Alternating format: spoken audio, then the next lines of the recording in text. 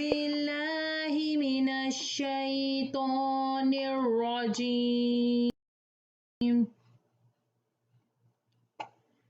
بسم الله الرحمن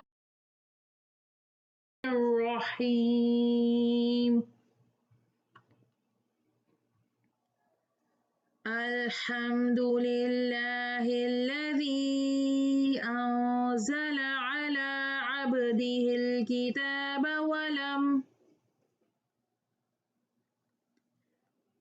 ولم يجعل له عوجا قيما لينذر بأسا شديدا من لدنه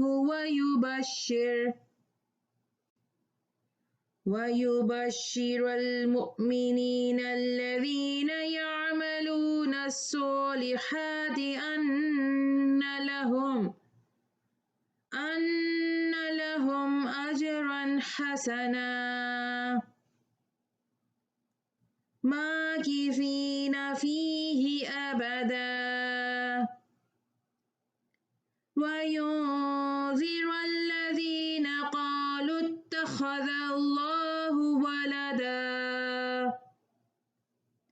ما لهم به من علم ولا لآبائهم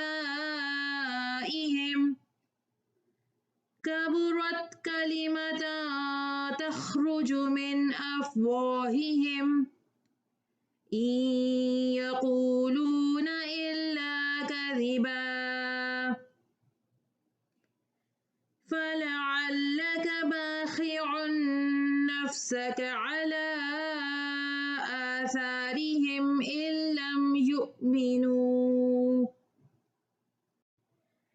لم يؤمنوا بهذا الحديث أسفا إنا جعلنا ما على الأرض زينة لها لنبلوهم أيهم أحسن عملا وإنا لجاعلون ما عليها صعيدا جرزا أم حسبت أن أصحاب الكهف والرقيم كانوا من آياتنا عجبا إذ أوى الفتية إلى الكهف فقالوا ربنا آتنا من لدنك رحمة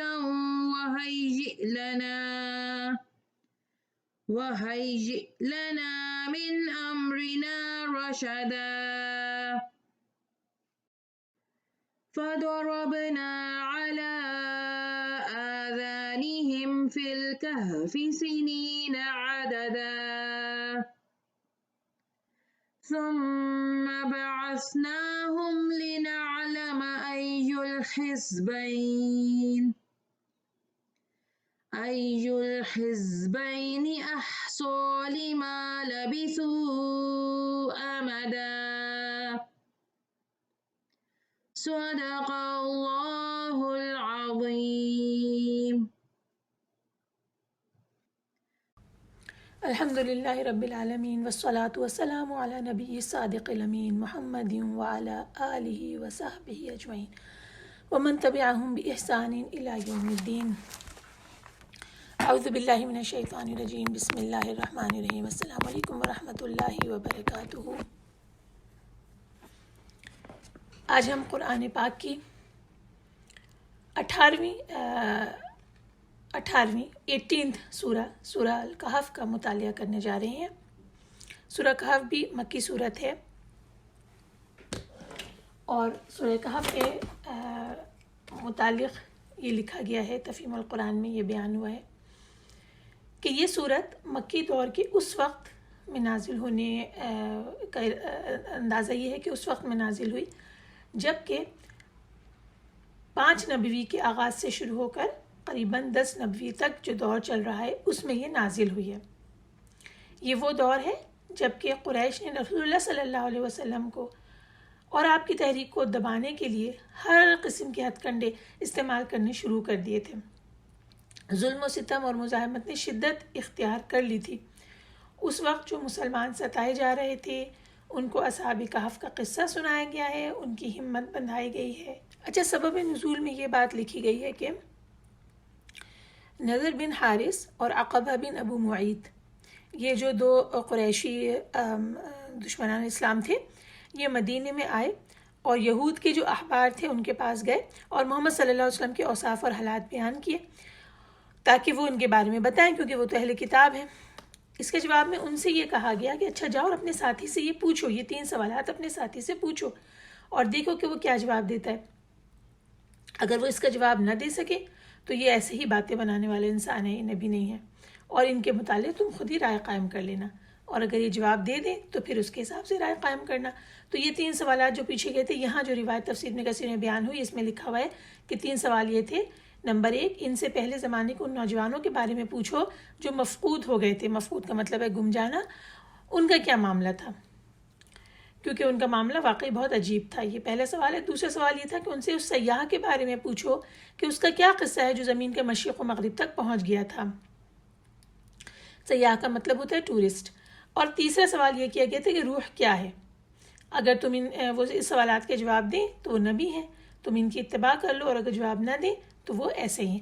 تو یہ ہم نے جو بیان کیا ہے کہ جو تیسرا سوال ہے، اگر وہ روح کے متعلق تھا ایک روایت کے مطابق تو وہ سورہ بنی اسرائیل میں اس کا جواب دے دیا گیا تھا، اور اگر یہ سوال جو ہے وہ تیسرا روح کے متعلق نہیں تھا بلکہ یہاں لکھا ہوا ہے تفہیم القرآن میں کہ سوال یہ تھا کہ خضر کی حقیقت کیا ہے، قصہ خضر کی حقیقت کیا ہے، تو اس کا جو ہے جواب یہاں سورہ کہف میں دیا گیا۔ بہرکیف جو بھی سوالات پوچھے گئے تھے اللہ پاک نے قرآن میں ان کا جواب دے دیا، اور اس پورے قصوں سے سبق بھی ملتے ہیں ایک کے بعد ایک، اور وہ یہ کہ اصحاب کہف نہ صرف ان کے سوال کا جواب دیا گیا بلکہ ساتھ میں ان کو یہ تنبیہ بھی کر دی گئی کہ اصحاب کہف کے متعلق جو تم پوچھ رہے ہو تو یہ تو توحید کے قائل تھے، اور وہی توحید جس کی دعوت یہ نبی جو ہے وہ پیش کر رہا ہے، اور تم لوگ جو ہو وہ ان مٹھی بھر مسلمانوں کے کو اسی طرح ستا رہے ہو جس طرح اصحاب کہف کو ستایا گیا، اور جس کی وجہ سے وہ قوم سے نکل گئے تھے اور غار میں جا کے سو گئے تھے۔ پھر یہ کہ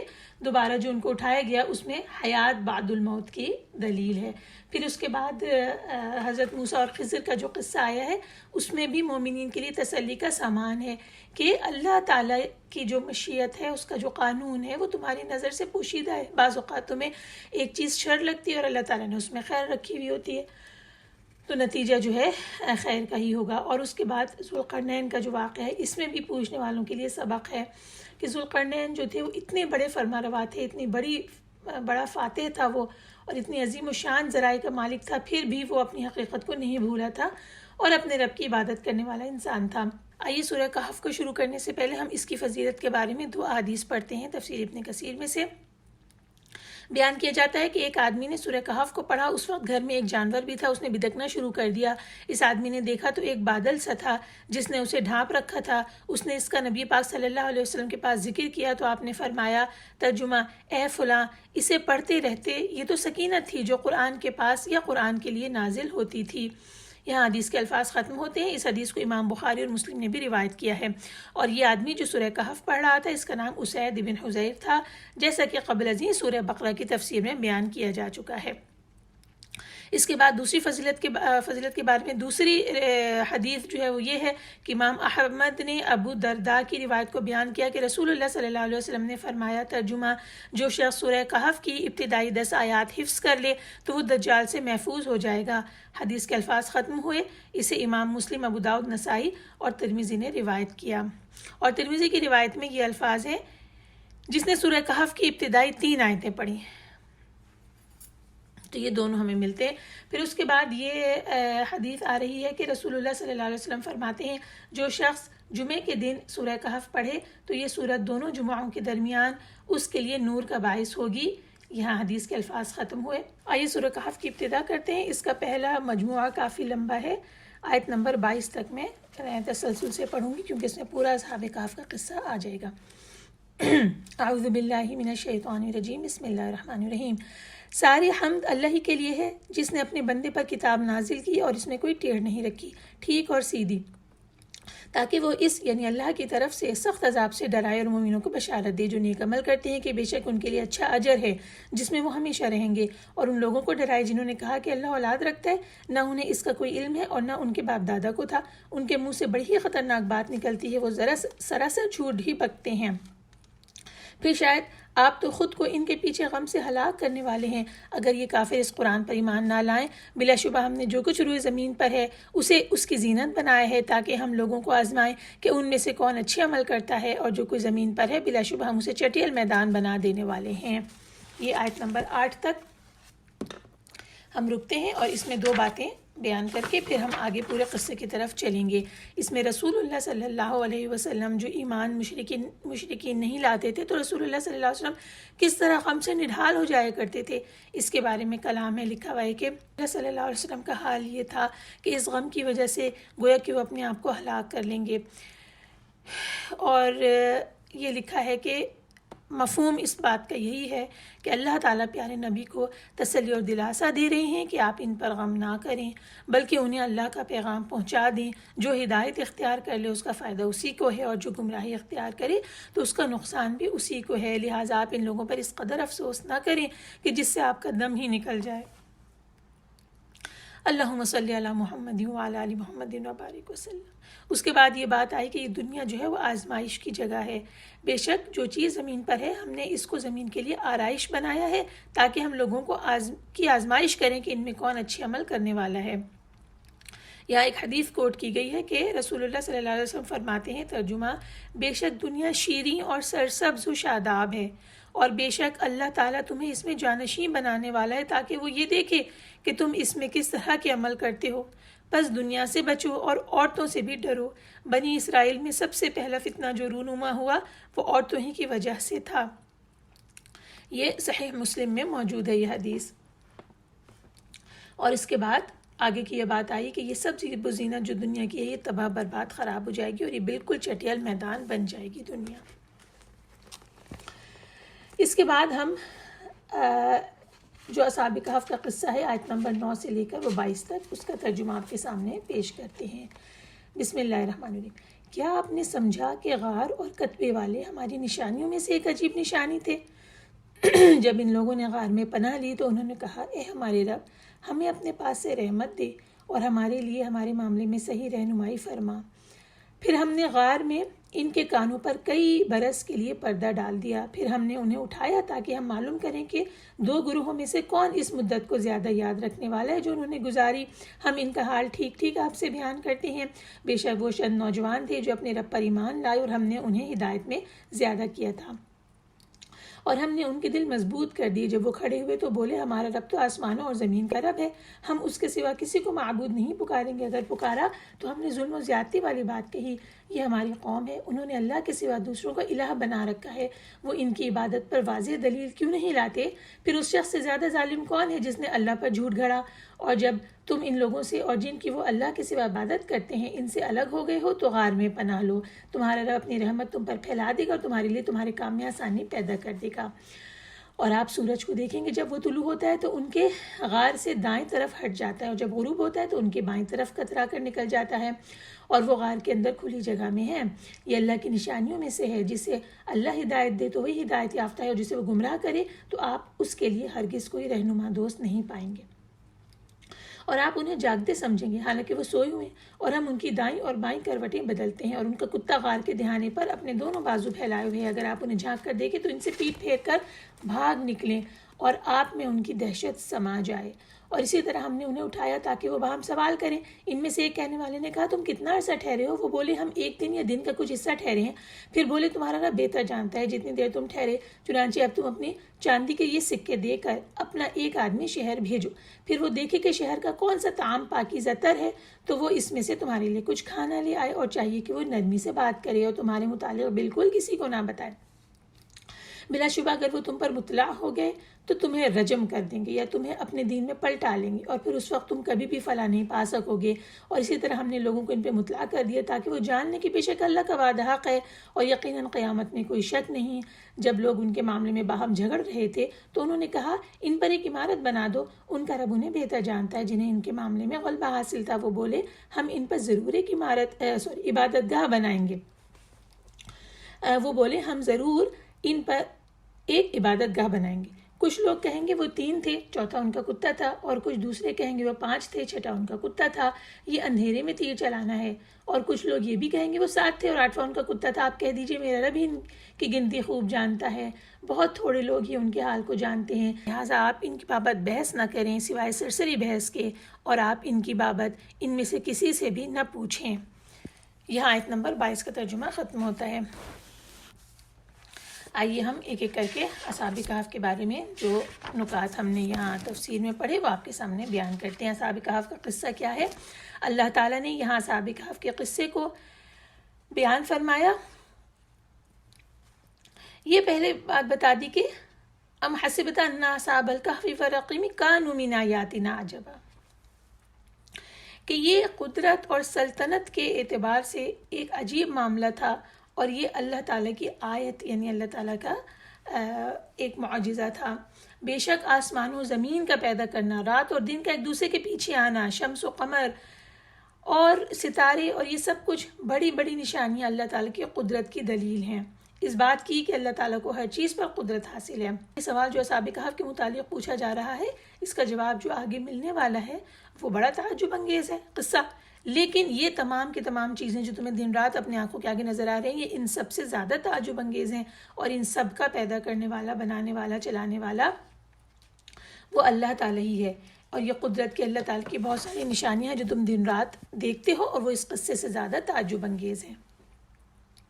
یہ بات ہوئی، اس کے بعد اب قصے کی طرف چلتے ہیں۔ کہتے ہیں کہ اصحاب الکہف والرقیم، اس کے بارے میں لکھا ہوا ہے۔ کہف والرقیم کیا ہے؟ لکھا ہے کہف سے مراد وہ غار ہے جو پہاڑ میں ہوتا ہے، اور نوجوانوں نے جو اس قصے میں آگے آئے گا اسی غار میں پناہ لی تھی۔ اور رقیم کے بارے میں حضرت ابن عباس سے یہ روایت آتی ہے کہ یہ ایک علاقہ ہے، علاقے کے قریب ایک وادی کا نام ہے۔ دوسرے مفسرین بھی یہ بات کہتے ہیں کہ کہف وادی کے غار کو کہتے ہیں اور رقیم وادی کا نام ہے۔ کچھ یہ کہتے ہیں کہ رقیم اس پہاڑ کا نام ہے جس میں یہ غار واقع تھا، کچھ یہ کہتے ہیں کہ رقیم پتھر کی وہ لوح ہے جس میں لوگوں نے اصحاب کہف کے واقعات کو لکھ دیا تھا اور غار کے دروازے پر رکھ دیا تھا۔ بہرحال یہ مختلف اقوال اس بارے میں آتے ہیں۔ اللہ تعالیٰ نے قرآن میں کہا انہیں اصحاب الکہف والرقیم، یہ ہیں اصحاب کہف اور رقیم جن کا قصہ ہم آگے پڑھنے کے جا رہے ہیں۔ ہوا کیا تھا کہ انہوں نے غار میں پناہ لی تھی۔ اللہ تعالیٰ ان نوجوانوں کے حالات کو بیان فرما رہے ہیں، یہ اپنے دین کو بچانے کے لیے اپنی قوم کو چھوڑ کر چلے گئے تھے تاکہ لوگ انہیں فتنے میں نہ ڈالیں۔ پھر وہ پہاڑ کے اندر پناہ گزین ہو گئے تھے تاکہ اپنی قوم سے چھپ جائیں، اور انہوں نے یہ دعا بھی مانگی تھی پہاڑ میں داخل ہوتے ہوئے کہ ربنا آتنا من لدنک رحمہ وہیئ لنا من امرنا رشدا، کہ ہمارے پروردگار تمہیں اپنے پاس سے رحمت دے اور ہمارے معاملے میں ہمارے لیے رہنمائی کا سامان فرما۔ اور لکھا ہوا ہے یہاں کہ ایسی ہی ایک دعا رسول اللہ صلی اللہ علیہ وسلم نے حضرت عائشہ کو سکھائی۔ اس کے الفاظ یہ ہیں وما قضیت لی من قضاء فاجعل عاقبتہ رشدا، اور میرے بارے میں تو جو فیصلہ بھی فرمائے اس کے انجام کو درست فرما دے۔ قصے کی طرف آتے ہیں کہ یہ نوجوان جن کے بارے میں بعض کہتے ہیں کہ یہ عیسائیت کے پیروکار تھے، عیسائی مذہب کے ماننے والے تھے، لیکن بعض یہ کہتے ہیں کہ ان کا زمانہ حضرت عیسیٰ علیہ السلام کے زمانے سے پہلے کا ہے۔ بہرحال یہ توحید کے قائل تھے۔ کہتے ہیں کہ ایک بادشاہ تھا، اس کا نام آتا ہے دقیانوس۔ یہ بادشاہ لوگوں کو بتوں کی عبادت کرنے اور ان کے نام کی نذر و نیاز دینے کی ترغیب دیا کرتا تھا۔ بت پرستی رائج تھی اس علاقے میں۔ اللہ تعالیٰ نے ان چند نوجوانوں کے دلوں میں یہ بات ڈال دی کہ عبادت کے لائق صرف اللہ کی ذات ہے جو آسمان و زمین کا خالق ہے، لہٰذا یہ الگ ہو کر کسی ایک جگہ اللہ وحدہ کی عبادت کرنے لگے۔ آہستہ آہستہ لوگوں میں ان کے عقیدہ توحید کا چرچا ہوا تو بادشاہ تک بات پہنچ گئی، اور بادشاہ نے انہیں اپنے دربار میں طلب کیا، ان سے پوچھا۔ انہوں نے بادشاہ کے دربار میں جا کر بھی اللہ تعالیٰ کی توحید ہی بیان کی، اور بادشاہ جو تھا ان سے بگڑ گیا، اور پھر انہیں اس بات کا ڈر ہوا کہ ان کو جو آگے کی آیات میں آ رہا ہے کہ ان کو اس بات کا ڈر ہوا کہ اگر لوگوں کو ہمارے بارے میں اطلاع مل گئی کیا کریں گے کہ ہمیں سنسار کر دیں گے، مطلب سٹوننگ ہماری کر کے ہمیں مار ڈالیں گے یا پھر دین میں واپس لوٹا لیں گے۔ تو انہوں نے ان دونوں چیزوں سے یعنی اپنی جان کو بھی بچانا چاہا اور اپنے ایمان کو بھی بچانا چاہا، اور اس کے لیے ان کو یہی ایک راستہ نظر آیا کہ اس آبادی سے نکل جائیں۔ لہٰذا یہ بادشاہ اور اپنے مشرک قوم کے ڈر سے اپنے دین کو بچانے کے لیے آبادی سے دور ایک پہاڑ کے غار میں جا کر پناہ لے لی انہوں نے۔ پھر اللہ تعالیٰ نے ان پر نیند طاری کر دی اور یہ وہاں پر 309 سال وہاں پر سوئے رہے۔ یہ تو ان کا مختصراً قصہ ہوا۔ پھر اس کے بعد یہ جب لوگ جو تھے قوم کے لوگ انہوں نے دیکھا کہ یہ موجود نہیں ہے اپنی قوم کے اندر، تو اور بادشاہ کو بھی پتہ چلا تو لوگوں کو دوڑایا مگر وہ انہیں تلاش نہ کر سکے، یعنی اللہ تعالیٰ نے انہیں ایسی پناہ دی کہ یہ لوگ انہیں تلاش نہ کر سکے۔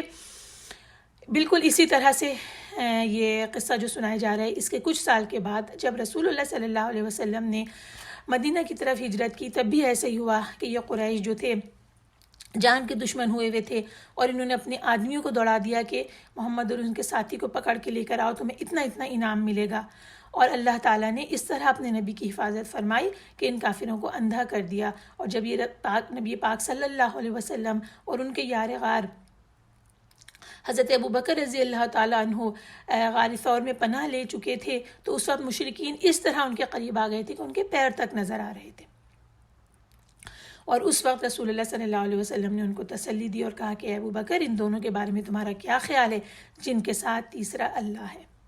تو ایسے خوف کی کیفیت جو ان نوجوانوں کے ساتھ پیش آئی اصحاب کہف کے ساتھ، تو یہ کچھ عرصے کے بعد رسول اللہ صلی اللہ علیہ وسلم کو بھی اس طرح کی کیفیت پیش آئی کہ انہیں ان سے بچ کر غار میں پناہ لینی ہوئی۔ لیکن دیکھیے کہ اختتام پہ کیا ہوا، اللہ تعالیٰ نے ان کی حفاظت فرمائی۔ اللہ تعالیٰ اپنے توحید پہ قائم رہنے والے بندوں کی حفاظت کس طرح فرماتے ہیں کہ یہ آیت نمبر 17 میں آ رہا ہے کہ اللہ نے کیسے حفاظت فرمائی کہ سورج جب طلوع ہوتا تھا تو غار میں داخل ہوتا تھا تو اس کے دائیں جانب سے ہٹ جاتا تھا، اور اس کے بعد کیا ہوتا تھا جب سورج غروب ہونے والا ہوتا تھا، سن سیٹ کا وقت ہوتا تھا تو وہ بائیں جانب سے کترا کر نکل جاتا تھا، یعنی سورج کی شعاعیں جو تھیں وہ براہ راست ان کے اوپر داخل نہیں ہوتی تھی، جس کی وجہ سے ان کو دن کا نکلنا اور یہ تمام پتہ نہیں چلتا تھا، ان کے اوپر تو رات ہی طاری رہی اور اس طرح وہ سوتے رہے اتنے سال تک۔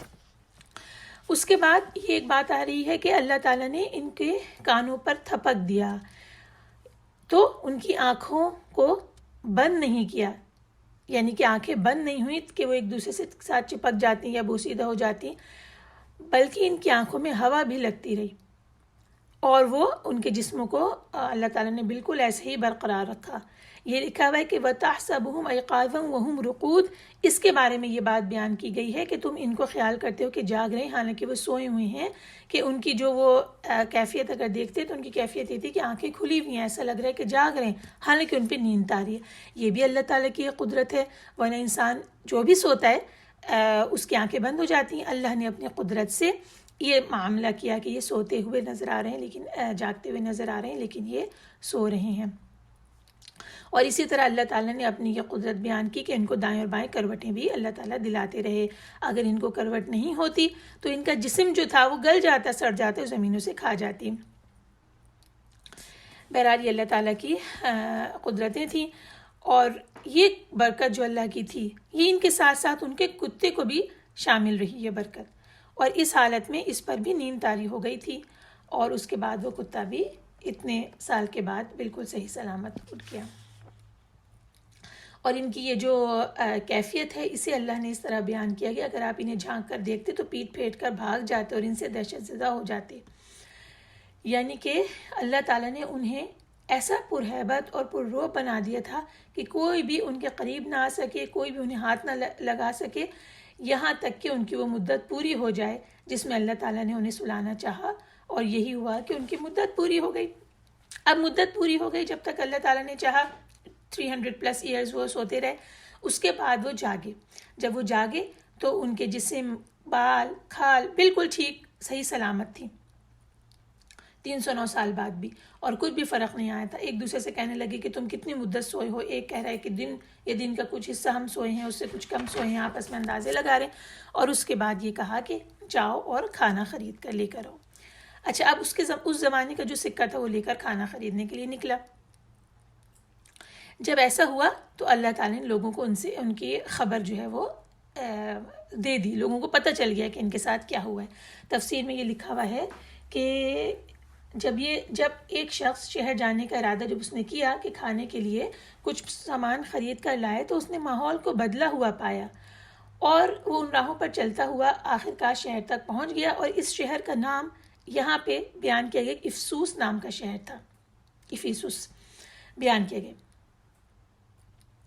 بہرحال جانے والے کا خیال یہ تھا کہ وہ تھوڑا عرصہ پہلے اس شہر سے آیا تھا، مگر جب وہ شہر کے اندر داخل ہوا تو وہاں تو کئی صدیاں گزر چکی تھیں، اس کے سونے کے وقت سے لے کر اب تک کئی نسلیں اور کئی امتیں گزر چکی تھیں، شہر کے در و بام اور باشندے بدل گئے تھے، اور اس کو اب وہاں کوئی چیز ایسی نظر نہ آ رہی تھی جسے وہ چھوڑ کر گیا تھا، اور کوئی اس کو پہچانتا بھی نہیں تھا۔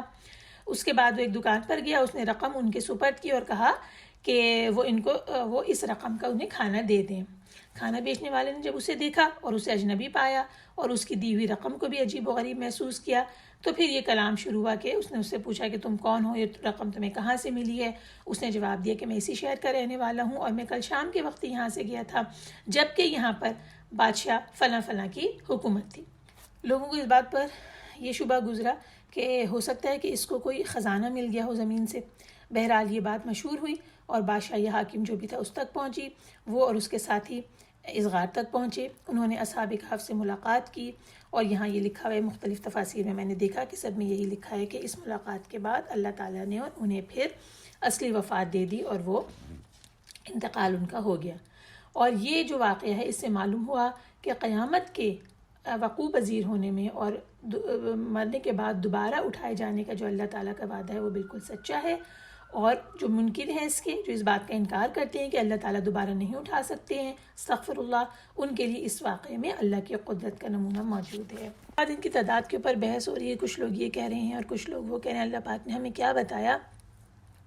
یہ بتایا کہ آپ یہ کہہ دیجئے کہ میرے رب ہی ان کی گنتی سے خوب واقف ہے، بہت تھوڑے لوگ ہی ان کے حال کو جانتے ہیں، لہٰذا آپ ان کی بابت بحث نہ کریں سوائے سرسری بحث کے، اور آپ ان کی بابت ان میں سے کسی سے بھی نہ پوچھیں۔ تو یہی ہمارے لیے بھی حکم ہے کہ اس میں جتنا کلام اللہ پاک نے بتا دیا ہمیں قرآن میں اور جو ہمیں تفسیریں مل گئی ہم نے وہ پڑھ لیا، باقی تفصیلات کہ کتنی ان کی تعداد تھی اور کیا تھی یہ اللہ تعالیٰ کے اوپر ہم نے چھوڑ دیا۔ جو اس سے لیسن ملا وہ ہم نے لیا کہ اللہ تعالیٰ کس طرح اپنے بندوں کی مدد فرماتے ہیں۔ اس سے یہ بھی سبق ملا کہ ایک سچے مومن کو کسی حال میں حق سے منہ موڑنے اور باطل کے آگے سر جھکانے کے لیے تیار نہیں ہونا چاہیے، اس کا بھروسہ اللہ تعالیٰ کے اوپر ہونا چاہیے، اور اگر وہ اللہ تعالیٰ کے حکم پہ عمل نہ کر سکتا ہو تو پھر اس کو قدم اٹھا دینا چاہیے کہ اگر اس کے لیے اس بستی میں رہنا ممکن نہ ہو تو اس بستی سے نکل جائے۔ پھر اللہ تعالیٰ کے لیے یہ کام کوئی مشکل نہیں ہے کہ کسی کو 200 برس تک، کسی کو 300 برس تک، جتنے برس تک اللہ تعالیٰ چاہے اسے سلا دے اور اس کے بعد اس کو اٹھا کے بٹھا دے۔ یہ اللہ کے لیے کوئی مشکل نہیں ہے۔ جب اللہ کے لیے کوئی مشکل نہیں ہے تو پھر ساری نوع انسانی کی تمام اگلی پچھلی نسلوں کو بے وقت زندہ کر کے اٹھا دینا کیا مشکل ہے اللہ رب العالمین کے لیے، جس نے پیدا کیا ہے سب کو، اور اسی کی خبر انبیاء اور کتب آسمانی نے دی ہے۔ اور پھر آخری بات یہاں یہ لکھی ہوئی ہے تفہیم القرآن میں کہ اللہ تعالیٰ نے نبی صلی اللہ علیہ وسلم کو اور آپ کے واسطے سے تمام اہل ایمان کو یہ تعلیم دی ہے کہ غیر متعلق بحثوں میں نہ پڑھیے، نہ ایسے سوالوں کی تحقیق میں اپنا وقت ضائع کریے، بلکہ اپنی توجہ صرف کام کی بات کے اوپر مرکوز رکھیے۔ یہی وجہ ہے کہ اللہ تعالیٰ نے خود بھی ان کی صحیح تعداد نہیں بتائی، اور اللہ تعالیٰ نے یہ بتا دیا کہ اس قسم کی بحث میں الجھنے کا کوئی فائدہ نہیں۔ یہاں اصحاب کہف کا قصہ ختم ہوتا ہے۔ ہم اگلی آیات کی طرف چلتے ہیں، آیت نمبر 23 سے آگے بڑھتے ہیں۔ بسم اللہ الرحمن الرحیم۔ اور آپ کسی شے کے متعلق یہ نہ کہیں بے شک میں اسے کل کرنے والا ہوں مگر یہ کہ اللہ چاہے، اور جب آپ بھول جائیں تو اپنے رب کو یاد کریں اور کہیں امید ہے کہ میرا رب اس معاملے میں رشد و بھلائی سے قریب تر بات کی طرف میری رہنمائی کرے گا۔ اور وہ غار میں 300 سال اور 9 سال زیادہ رہے۔ کہہ دیجئے اللہ بہتر جانتا ہے جتنا عرصہ وہ رہے، آسمان اور زمین کا غیب اسی کے لیے ہے، کیا ہی خوب ہے وہ دیکھنے والا اور سننے والا۔ ان کے لیے اس یعنی اللہ کے سوا کوئی دوست نہیں، اور وہ اپنے حکم میں کسی کو شریک نہیں کرتا۔ اور آپ اس کی تلاوت کیجئے جو کچھ آپ کے رب کی کتاب میں سے آپ کی طرف وحی کیا گیا ہے، اس کے کلمات کو بدلنے والا کوئی نہیں، اور آپ اس کے سوا کوئی جائے پناہ ہرگز نہیں پائیں گے۔ اور اپنے آپ کو ان لوگوں کے ساتھ روک رکھیں جو صبح و شام اپنے رب کو پکارتے ہیں، وہ اس کا چہرہ چاہتے ہیں اور آپ کی آنکھیں ان سے ہٹنے نہ پائیں کہ دنیاوی زندگی کی زینت چاہنے لگیں اور اس کی اطاعت نہ کریں جس کا دل ہم نے اپنے ذکر سے غافل کر دیا اور اس نے اپنی خواہش کی پیروی کی اور اس کا معاملہ حد سے بڑھا ہوا ہے۔ آیت نمبر 28 تک میں نے یہاں پہ پڑھا ہے۔ یہاں سب سے پہلی بات یہ آ رہی ہے کہ مستقبل میں کسی کام کے ارادے کے وقت انشاءاللہ کہنا۔ یہ بات آئی کہ اللہ تعالیٰ نے اپنے رسول صلی اللہ علیہ وسلم کی رہنمائی فرمائی کہ آپ مستقبل میں جب کسی چیز کا ارادہ کریں تو اللہ تعالیٰ کی مشیت کے سپرد اسے کر دیں۔ اذکر ربک اذا نسیت، اور جب اللہ کا نام لینا بھول جائیں تو یہ یاد آنے پر لے لیں۔ اس کے معنی یہ ہے کہ جب آپ انشاءاللہ کہنا بھول جائیں تو جب یاد آئے اس وقت انشاءاللہ کہہ لیا کریں۔ حضرت ابن عباس کی یہ روایت آ رہی ہے کہ جو شخص قسم کھائے اسے چاہیے کہ انشاءاللہ کہہ دے، خواہ 1 سال بعد یاد آئے۔ گویا فرمانے باری تعالیٰ کا مقصد یہ ہے کہ جب اللہ کا نام لینا بھول جاؤ تو اس سلسلے میں یاد آنے پر نام لے لیا کرو۔ تو ہمیں کیا بات پتہ چلی کہ مستقبل کے لیے کیے جانے والے کسی کام کے بارے میں انشاءاللہ کہیں، اور اگر کہنا بھول جائیں تو جب یاد آئے اس وقت ہم کہہ لیں۔ اس کے بعد ان کے غار میں رہنے کا مدت ہے کہ 300 سال اور مزید 9 سال یعنی 309، اور اللہ تعالیٰ یہ خوب جانتا ہے کہ یہ کتنے عرصے رہے۔ اس کے بعد اللہ تعالیٰ رسول پاک صلی اللہ علیہ وسلم سے مخاطب ہو کر انہیں ہدایت دے رہے ہیں کہ تلاوت قرآن اور مومنوں کے ساتھ صبر کرنے کا حکم یہاں پر آ رہا ہے۔ کن لوگوں کے ساتھ آپ صبر کیجئے؟ جو لوگ صبح شام اپنے پروردگار کو پکارتے ہیں اور اس کے چہرے کے طالب ہیں، ان کے ساتھ آپ اپنے آپ کو روک رکھیں۔ اس کی تفسیر میں لکھا ہے کہ آپ لوگوں کے ساتھ بیٹھ جائیں جو اللہ کا ذکر کرتے ہیں، لا الہ الا اللہ پڑھتے ہیں، الحمدللہ پڑھتے ہیں، تحمید و تسبیح کرتے ہیں، تکبیر کرتے ہیں، صبح شام اس سے دعائیں کرتے ہیں۔ اب چاہے یہ بندگان الہی فقیر ہوں یا امیر ہوں، قوی ہوں یا ضعیف ہوں، جیسے بھی ہوں، تو آپ ان کے ساتھ اپنے آپ کو جوڑے رکھیے۔ یہاں بیان کیا گیا ہے کہ یہ آیت کریمہ ان سرداران قریش کے بارے میں نازل ہوئی کہ جنہوں نے نبی کریم صلی اللہ علیہ وسلم سے مطالبہ کیا تھا کہ آپ اکیلے ان کے پاس بیٹھا کریں، اور بلال، عمار، صہیب، خباب اور ابن مسعود جیسے کمزور صحابہ ان کے پاس نہ بیٹھیں، تب ہم ان سے ملنے کے لیے آئیں گے۔ تو یہ ان سرداران قریش کی ایروگنس تھی کہ یہ کہتے تھے کہ یہ کمزور اصحاب لوگ جو آپ کے پاس بیٹھے ہیں، ہم تو ان کے ساتھ آ کر بیٹھنے والے نہیں ہیں، اکیلے بیٹھیے تو پھر ہم آپ کے پاس آ کے آپ کا کلام سنیں گے۔ تو اللہ نے پاک نے اپنے نبی کو یہ ہدایت دی تھی جو ابھی ہم نے پڑھی کہ یہ لوگ جو کہ اپنے رب کو صبح شام پکار رہے ہیں، اپنے رب کا چہرہ چاہتے ہیں، ان سے آپ کی آنکھیں ہٹنے نہ پائیں، اور دنیا کی جو زینت ہے اور وہ شخص جس کا دل ہم نے اپنے ذکر سے غافل کر دیا ہے اور وہ اپنی خواہشات کی پیروی کرتا ہے، وہ حد سے بڑھا ہوا ہے، اس شخص کی طرف آپ اپنے توجہ کو نہیں کیجیے۔ اس کے بعد ہم چلتے ہیں آیت کے اگلے مجموعے کی طرف جو کہ 29 سے چلے گا اور 44 تک، جس میں کہ قصہ آ رہا ہے 2 افراد کا۔ بسم اللہ الرحمن الرحیم۔ اور کہہ دیجئے حق تو تمہارے رب کی طرف سے ہے، پھر جو چاہے ایمان لائے اور جو چاہے کفر کرے۔ بلا شبہ ہم نے ظالموں کے لیے ایسی آگ تیار کر رکھی ہے جس کی قناتوں نے ان کا احاطہ کر رکھا ہے، اور اگر وہ فریاد کریں گے تو ایسے پانی کے ساتھ سنی جائے گی جو تلچھٹ کے مانند ہوگا اور ان کے چہرے بھون ڈالے گا۔ کیا برا مشروب ہے اور کیا بری آرام گاہ ہے۔ جو جہنم کا ذکر آیا ہے اس پہ رک کر اور تھوڑی سی تفسیر اس میں سے دیکھ لیتے ہیں، کیونکہ الفاظ ایسے ہیں جس کے معنی سمجھ میں آنے چاہیے۔ یہاں پہ لکھا ہوا ہے بِمَاءٍ كَالْمُهْلِ يَشْوِي الْوُجُوهِ، یہ وہ چیز ہے جو کہ جہنمیوں کو دی جا رہی ہے۔ اگر وہ فریاد کریں گے تو ان کی فریاد کو کس طرح سنا جائے گا؟ جب وہ کہیں گے کہ انہیں پیاس لگ رہی ہے تو انہیں پانی دیا جائے گا، اور پانی کیا ہوگا کہ وہ تیل کی تلچھٹ کی طرح ہوگا اور چہروں کو بھون ڈالے گا۔ اس کو سمجھتے ہیں کہ تلچھٹ کیا ہوتی ہے۔ کہہ رہے ہیں کہ ابن عباس فرماتے ہیں کہ محل جو ہے، محل اس سے مراد ایسا غلیظ پانی ہے جو تیل کی نیچے بچنے والی جو چیز ہے اس کے جیسا ہوتا ہے۔ کسی نے یہاں پہ یہ فرمایا کہ اس سے مراد خون اور پیپ ہے، کسی نے یہ بتایا کہ اس سے مراد یہ ہے کہ جس کی حرارت انتہا کو پہنچی ہوئی ہو، انتہائی گرم مشروب ہو، اور کچھ نے یہ کہا کہ اس سے مراد ہر وہ چیز ہے جسے پگھلا دیا گیا ہو، یعنی گرمی کی وجہ سے وہ پگھل گئی ہو۔ قتادہ کہتے ہیں کہ ابن مسعود نے سونے کو بھٹی میں پگھلایا، جب وہ خوب پگھل گیا اور جھاگ دینے لگا تو انہوں نے فرمایا کہ یہ المحل ہے۔ یہ جو استغفر اللہ العظیم، جو جہنم کا المحل ہوگا وہ تو اللہ ہی کو پتہ ہے کیسا ہوگا، لیکن دنیا میں انہوں نے سونے کو پگھلا کر اور جو چیز بنی لیکوڈ اس سے کہا کہ اس کے مشابہ یہ۔ اور پھر یہ لکھا ہوا ہے کہ جہنم کا پانی سیاہ رنگ کا ہوگا اور وہ سخت گرم ہوگا. پھر لکھا ہے کہ سیاہ بھی ہوگا، بدبودار بھی ہوگا، غلیظ بھی ہوگا، سخت گرم بھی ہوگا. یشوی الوجوہ کا مطلب یہ ہے کہ چہروں کو بھون ڈالے گا، یعنی اس کی شدت حرارت کی وجہ سے. جب کافر اسے پینے کا ارادہ کرے گا اور اپنے منہ کے اسے قریب لائے گا تو اس کے چہرے کو وہ بھون ڈالے گا، یعنی کہ اس گرمی کی وجہ سے بھون دے گا. جہنمی جب بھوکے ہوں گے وہ فریاد کریں گے تو انہیں زقوم کے درخت دیا جائے گا جسے وہ کھائیں گے، اور جب وہ فریاد کریں گے پانی پینے کے لیے تو انہیں یہ دیا جائے گا جس کا نام المحل ہے، جس سے کہ ان کی چہرے بھون ڈالے جائیں گے اور انتہائی شدید گرم ہوگا. اللہم اجرنا من النار، اللہم اجرنا من النار، اللہم اجرنا من النار، جس کے بارے میں بتا دیا گیا کہ بئس الشراب وساءت مرتفقا، کیا ہی برا مشروب ہے اور کیا ہی بری آرام گاہ ہے. اللہ تعالیٰ ہم سب کو اس سے محفوظ رکھے اور ہماری اولادوں کو، ہماری نسلوں کو محفوظ رکھے، آمین. اب آیت نمبر 30 سے ترجمہ سنیے. بسم اللہ الرحمن الرحیم. بے شک جو لوگ ایمان لائے اور انہوں نے نیک عمل کی، یقیناً ہم ان کا اجر ضائع نہیں کرتے. جس نے اچھا عمل کیا انہی لوگوں کے لیے ابدی باغات ہیں جن کے نیچے نہریں جاری ہیں، وہاں انہیں سونے کے کنگن پہنائے جائیں گے اور وہ باریک اور موٹے ریشم کے سبز کپڑے پہنیں گے. وہاں تختوں پر تکیے لگائے ہوئے بیٹھے ہوں گے. کیا اچھا بدلہ ہے جنت اور کیا اچھی آرام گاہ ہے وہ. اور اے نبی بیان کیجیے ان کے لیے دو آدمیوں کی مثال. ہم نے ان میں سے ایک کو انگوروں کے 2 باغ عطا کیے اور ان کے گرد کھجوروں کی باڑ لگا دی اور ان دونوں کے درمیان کھیتی اگائی. دونوں باغ اپنا پھل لاتے اور ان میں سے کچھ نہ گھٹاتے، اور ان کے درمیان ہم نے ایک نہر بہائی اور اسے پھل ملا تو وہ اپنے ساتھی سے کہنے لگا جبکہ وہ اس سے گفتگو کر رہا تھا، میں تجھ سے مال میں زیادہ ہوں اور جتھے میں بھی زیادہ معزز ہوں. اور وہ اپنے باغ میں داخل ہوا جبکہ وہ اپنی جان کے لیے ظالم تھا. اس نے کہا میں نہیں سمجھتا کہ یہ باغ کبھی تباہ ہوگا اور میں نہیں سمجھتا کہ قیامت قائم ہونی ہے، اور اگر بالفرض مجھے اپنے رب کی طرف لوٹایا گیا تو یقیناً میں وہاں ان باغوں سے بہتر لوٹنے کی جگہ پاؤں گا.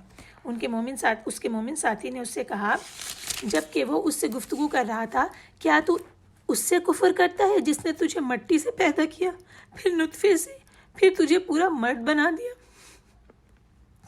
لیکن میرا تو عقیدہ یہ ہے کہ وہی اللہ میرا رب ہے اور میں اپنے رب کے ساتھ کسی کو شریک نہیں کرتا. اور جب تو اپنے باغ میں داخل ہوا تو کیوں نہ کہا ماشاء اللہ لا قوت الا باللہ.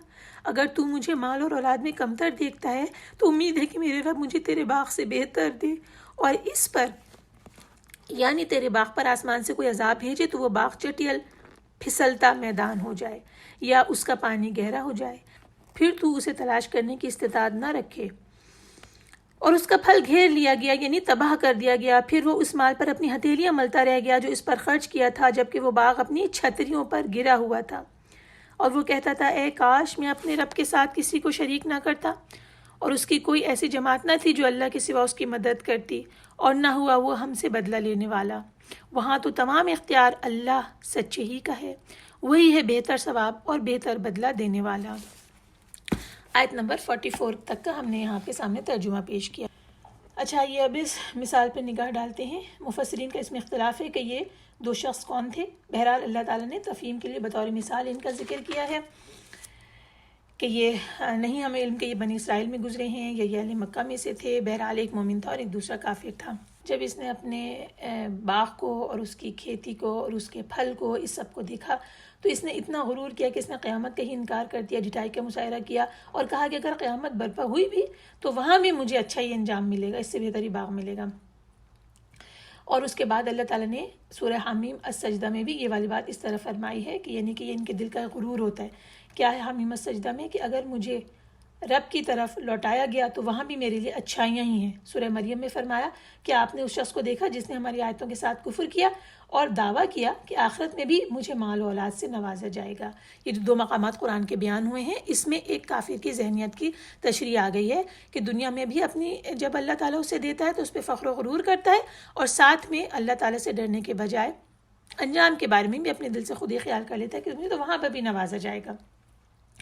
یہ اس نے بڑی بڑی باتیں کی تو اس کی یہ باتیں سن کر اس کے مومن ساتھی نے واضح نصیحت کی اور سمجھایا کہ اپنے خالق کے ساتھ کفر کا ارتکاب نہ کرو، اس نے تمہیں مٹی اور پانی سے پیدا کیا ہے. پھر اس نے اس ناشکر انسان کو اللہ کی یاد دلائی کہ اپنے خالق اور اپنے رب کی طرف توجہ کرو، اپنی حقیقت پر غور کرو، اپنے رب کے احسانات کو دیکھو کہ اس نے تم کو کیا کیا دیا اور یہ سب کرنے والا اللہ تعالیٰ ہی ہے. اور اگر آج تم مجھے اپنے سے کمتر دیکھ رہے ہو تو ہو سکتا ہے کہ کل کو اللہ تعالیٰ مجھے نواز دے. مطلب یہ کہ آج اگر تمہارے پاس نعمتیں آئی ہیں تو ان نعمتوں پر شکر ادا کرو, سرکشی اور غرور نہ کرو. پھر آگے یہ بات آئی کہ ماشاء اللہ لا قوت الا باللہ, یہ کیوں نہیں کہتے؟ یعنی جو کچھ وہ ہوتا ہے اللہ کی مشیت سے ہوتا ہے, اللہ چاہے تو اس کو باقی رکھے, اللہ چاہے تو اسے فنا کر دے. یہاں لکھا ہوا ہے کہ بعض ائمہ سلف نے کہا ہے کہ جس شخص کو اپنے مال, اپنی حال, اپنی اولاد میں سے کوئی چیز بہت اچھی معلوم ہو تو وہ کہے ماشاء اللہ لا قوت الا باللہ, اور یہ اسی آیت کریمہ سے یہ بات نکالی گئی. اور اس کے بعد رسول پاک صلی اللہ علیہ وسلم کی ایک حدیث یہاں درج کی گئی کہ فرماتے ہیں, ترجمہ کیا میں تمہیں جنت کے خزانوں میں سے ایک خزانے کے بارے میں نہ بتاؤں, وہ یہ ہے لا حول ولا قوت الا باللہ. ترجمہ یہ ہے کہ اللہ کی حفاظت کے بغیر کسی شخص کو اللہ کی نافرمانی اور گناہ سے بچنے کی قدرت نہیں, اور اللہ کی مدد و توفیق کے بغیر کسی شخص کو اللہ کی اطاعت کی طاقت نہیں. یہاں پہ ختم ہو رہا ہے, الفاظ ختم ہوتے ہیں. تو یہ ہمیں پتہ چلا کہ ماشاء اللہ لا قوت الا باللہ کہہ لینا چاہیے. یہ سب کچھ ہوا اور اس کے بعد اس شخص کو نصیحت کی گئی, لیکن اس نصیحت پر کان نہیں دھرا, اور پھر ہوا یہ کہ آخر کار اس کا بدترین انجام ہوا کہ اللہ تعالیٰ نے جتنے پھل اس کے تھے وہ تباہ کر دیے. یعنی کہ اس کے پھل اور اس کا جو اس کے نتیجے میں جو مال اسے ملنا تھا وہ اللہ نے عذاب بھیج کر اس کو تباہ و برباد کر دیا. یہاں پر یہ بات ختم نہیں ہوئی, آگے یہ بات پتہ چلتی ہے کہ اس کو احساس ہوا تھا کہ اس نے یہ غلطی کی اللہ کے ساتھ کسی کو شریک ٹھہرا کر, اور پھر اس کو یہ احساس ہوا تو اس نے یہ بات کہی کہ کاش میں ایسا نہ کرتا, کہ کسی کو اللہ کا شریک نہ ٹھہراتا, اس کی نعمتوں سے فیضیاب ہو کر اس کے احکام کا انکار نہ کرتا. تو یہ بعد میں پچھتایا تھا, اور اس کے بعد کا حال ہمیں نہیں پتا کہ اس پچھتاوے کے بعد کیا ہوا اور کیا وہ سچا مومن بن گیا. اللہ تعالیٰ سے دعا کرتے ہیں کہ اللہ تعالیٰ نعمتوں پر اپنا شکر ادا کرنے والا بنائے اور کفران نعمت کرنے والا نہ بنائے, آمین. اگلی آیات کی طرف چلتے ہیں جو کہ 45 سے آگے چلیں گے, اور اس میں پھر دنیا کی زندگی کی مثال آ رہی ہے. بسم اللہ الرحمن الرحیم. اور ان کے لیے دنیاوی زندگی کی مثال بیان کیجیے, جیسے پانی جسے ہم نے آسمان سے نازل کیا, پھر اس سے زمین کی نباتات خوب پھولی پھلی, پھر وہ چورا چورا ہو گئی, اسے ہوائیں اڑا لے جاتی ہیں, اور اللہ ہر شے پر قدرت رکھنے والا ہے. یہ مال اور بیٹے تو دنیاوی زندگی کی زینت ہیں, اور آپ کے رب کے ہاں باقی رہنے والی نیکیاں ہی ثواب میں بہتر ہیں اور اچھی امید لگانے کے اعتبار سے بھی بہتر ہیں. اور جس دن ہم پہاڑوں کو چلائیں گے اور آپ زمین کو صاف میدان دیکھیں گے اور ہم ان کو اکٹھا کر دیں گے, چنانچہ ہم ان میں سے کسی کو بھی نہیں چھوڑیں گے, اور وہ آپ کے رب کے سامنے صف بستہ پیش کیے جائیں گے. کہا جائے گا یقیناً تم ہمارے پاس آئے ہو جیسے ہم نے تمہیں پہلی بار پیدا کیا, بلکہ تم سمجھتے تھے کہ ہم تمہارے لیے کوئی وعدہ نہیں ٹھہرائیں گے. اور ہر ایک کا اعمال نامہ سامنے رکھ دیا جائے گا. پھر آپ مجرموں کو دیکھیں گے کہ وہ اس کے مندرجات سے ڈر رہے ہوں گے اور کہیں گے ہائے ہماری کم بختی, کیسا ہے یہ اعمال نامہ جو کسی چھوٹے اور بڑے عمل کو نہیں چھوڑ رہا. اس نے تو سب کچھ ہی شمار کر رکھا ہے, اور انہوں نے جو عمل کیے تھے حاضر پائیں گے, اور آپ کا رب کسی پر ظلم نہیں کرے گا. ابھی ہم نے آیت نمبر 49 تک کا ترجمہ آپ کے سامنے پیش کیا. ان آیات میں مثال پیش کی گئی ہے کہ دنیا کتنی تھوڑی مدت کی ہے اور کتنی زیادہ بے ثبات ہے, یعنی ختم ہو جانے والی ہے. یہاں اس کی مثال کو کھیتی سے دیا گیا ہے, یعنی ایک فیلڈ ہے. اب کھیتی میں کیا ہوتا ہے, کھیتی میں لگے ہوئے پودے اور درخت, ان کے اوپر جب آسمان سے بارش آتی ہے تو یہ لہلہا اٹھتے ہیں, یعنی گرینری آ جاتی ہے, پودے اور درخت شاداب ہو جاتے ہیں, اور دیکھنے والے کو لگتا ہے کہ یہ ہمیشہ ایسے ہی رہیں گے. لیکن پھر ایک وقت آتا ہے کہ یہ سوکھ جاتے ہیں, یا تو پانی کے نہ ہونے کی وجہ سے, یا فصل جب پک جاتی ہے اور کسان اس کو کاٹ لیتا ہے کہ اس کی سبب سے. بہرحال یہ ایک دن جا کے بالکل سوکھ جاتے ہیں, ہوائیں ان کو اڑائے پھرتی ہیں, اور ہوا کا ایک جھونکا آتا ہے اور یہ چیزیں ادھر سے ادھر ہو جاتی ہیں. یعنی ایسا لگتا ہے کہ یہاں پر کبھی یہ سب کھیتی اور یہ سب گرینری تھی ہی نہیں. یہ مثال ہے دنیا کی زندگی کی کہ ہوا کے ایک جھونکا یا پانی کے ایک بلبلے کی طرح ہے یہ. جو انسان چند روزہ بہار کو دیکھ کر سمجھے کہ ارے بھائی اب تو یہ ہمیشہ رہے گی, ایور گرین رہے گی میری زندگی, تو ایسا بالکل بھی نہیں ہے. یہ زندگی بھی اسی طرح مراحل گزارتے گزارتے فنا کے گھاٹ اتر جاتی ہے. اور یہ سب کچھ کرنے کے اوپر اللہ تعالیٰ قادر ہے. وہ اللہ جو کہ ان پودوں کو گرین کرنے اور پودوں کو دوبارہ سے سکھا دینے پہ قادر ہے کچھ وقت گزرنے کے بعد, وہی اللہ انسانوں کو بچے سے جوان کرنے اور جوان سے بوڑھا کرنے اور اس کے بعد فنا کے گھاٹ ادار دینے کے اوپر قادر ہے. اس بارے میں قرآن مجید میں بہت جگہوں پہ یہ مثال آئی ہے, سورہ یونس میں, سورہ زمر میں, سورہ حدید میں, اس کے علاوہ دیگر صورتوں میں. اور یہ تمام کی تمام جو چیزیں ہیں دنیا کے مال، کوئی مال کی وجہ سے اترا رہا ہے، کوئی اس کے پاس اتنی گھر اور بنگلہ ہے اس کی وجہ سے اترا رہا ہے، کسی کا قبیلہ اور خاندان بہت اونچا ہے وہ اس کی وجہ سے اترا رہا ہے، کسی کے پاس اولاد اتنی زیادہ سکسیسفل ہے دنیا میں وہ اس پہ فخر کر رہا ہے. تو یہ سارے فخر جو انسان کر رہا ہے جو کہ عارضی دنیا کے ہیں، کچھ بھی کام نہیں آئیں گے آخرت میں. اسی لیے اللہ نے یہ فرما دیا اس میں آگے والی آیت میں کہ آخرت میں کام آنے والے عمل تو وہ ہیں جو کہ باقی رہنے والے عمل ہیں.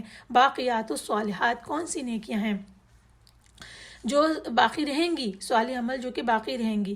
تو مختلف مفسرین اپنی اپنی طور پر بیان کر رہے ہیں. کوئی کہتے ہیں صلاح، کوئی کہتے ہیں اللہ کی تحمید، تسبیح اور تکبیر یعنی الحمدللہ، سبحان اللہ اور اللہ اکبر کہنا، اور تحلیل یعنی لا الہ الا اللہ کہنا، یہ ہیں وہ باقیات الصالحات.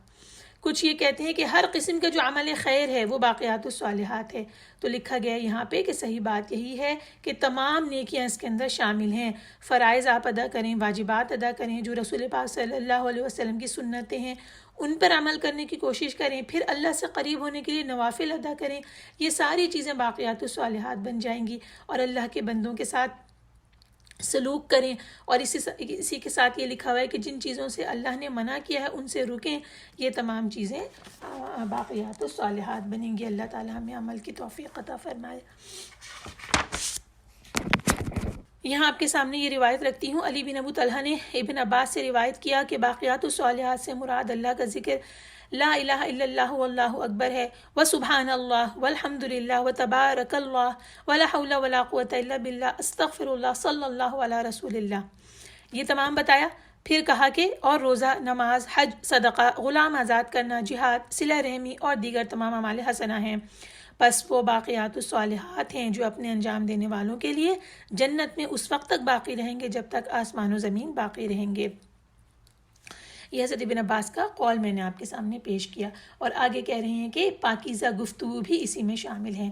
اللہ تعالیٰ ان تمام اعمال پر قائم ہونے کی توفیق عطا فرمائے. آیات 50 سے لے کر 59 تک کا ترجمہ. بسم اللہ الرحمن الرحیم. اور جب ہم نے فرشتوں سے کہا تم آدم کو سجدہ کرو تو ابلیس کے سوا سب نے سجدہ کیا، وہ جنوں میں سے تھا، چنانچہ اس نے اپنے رب کا حکم نہ مانا.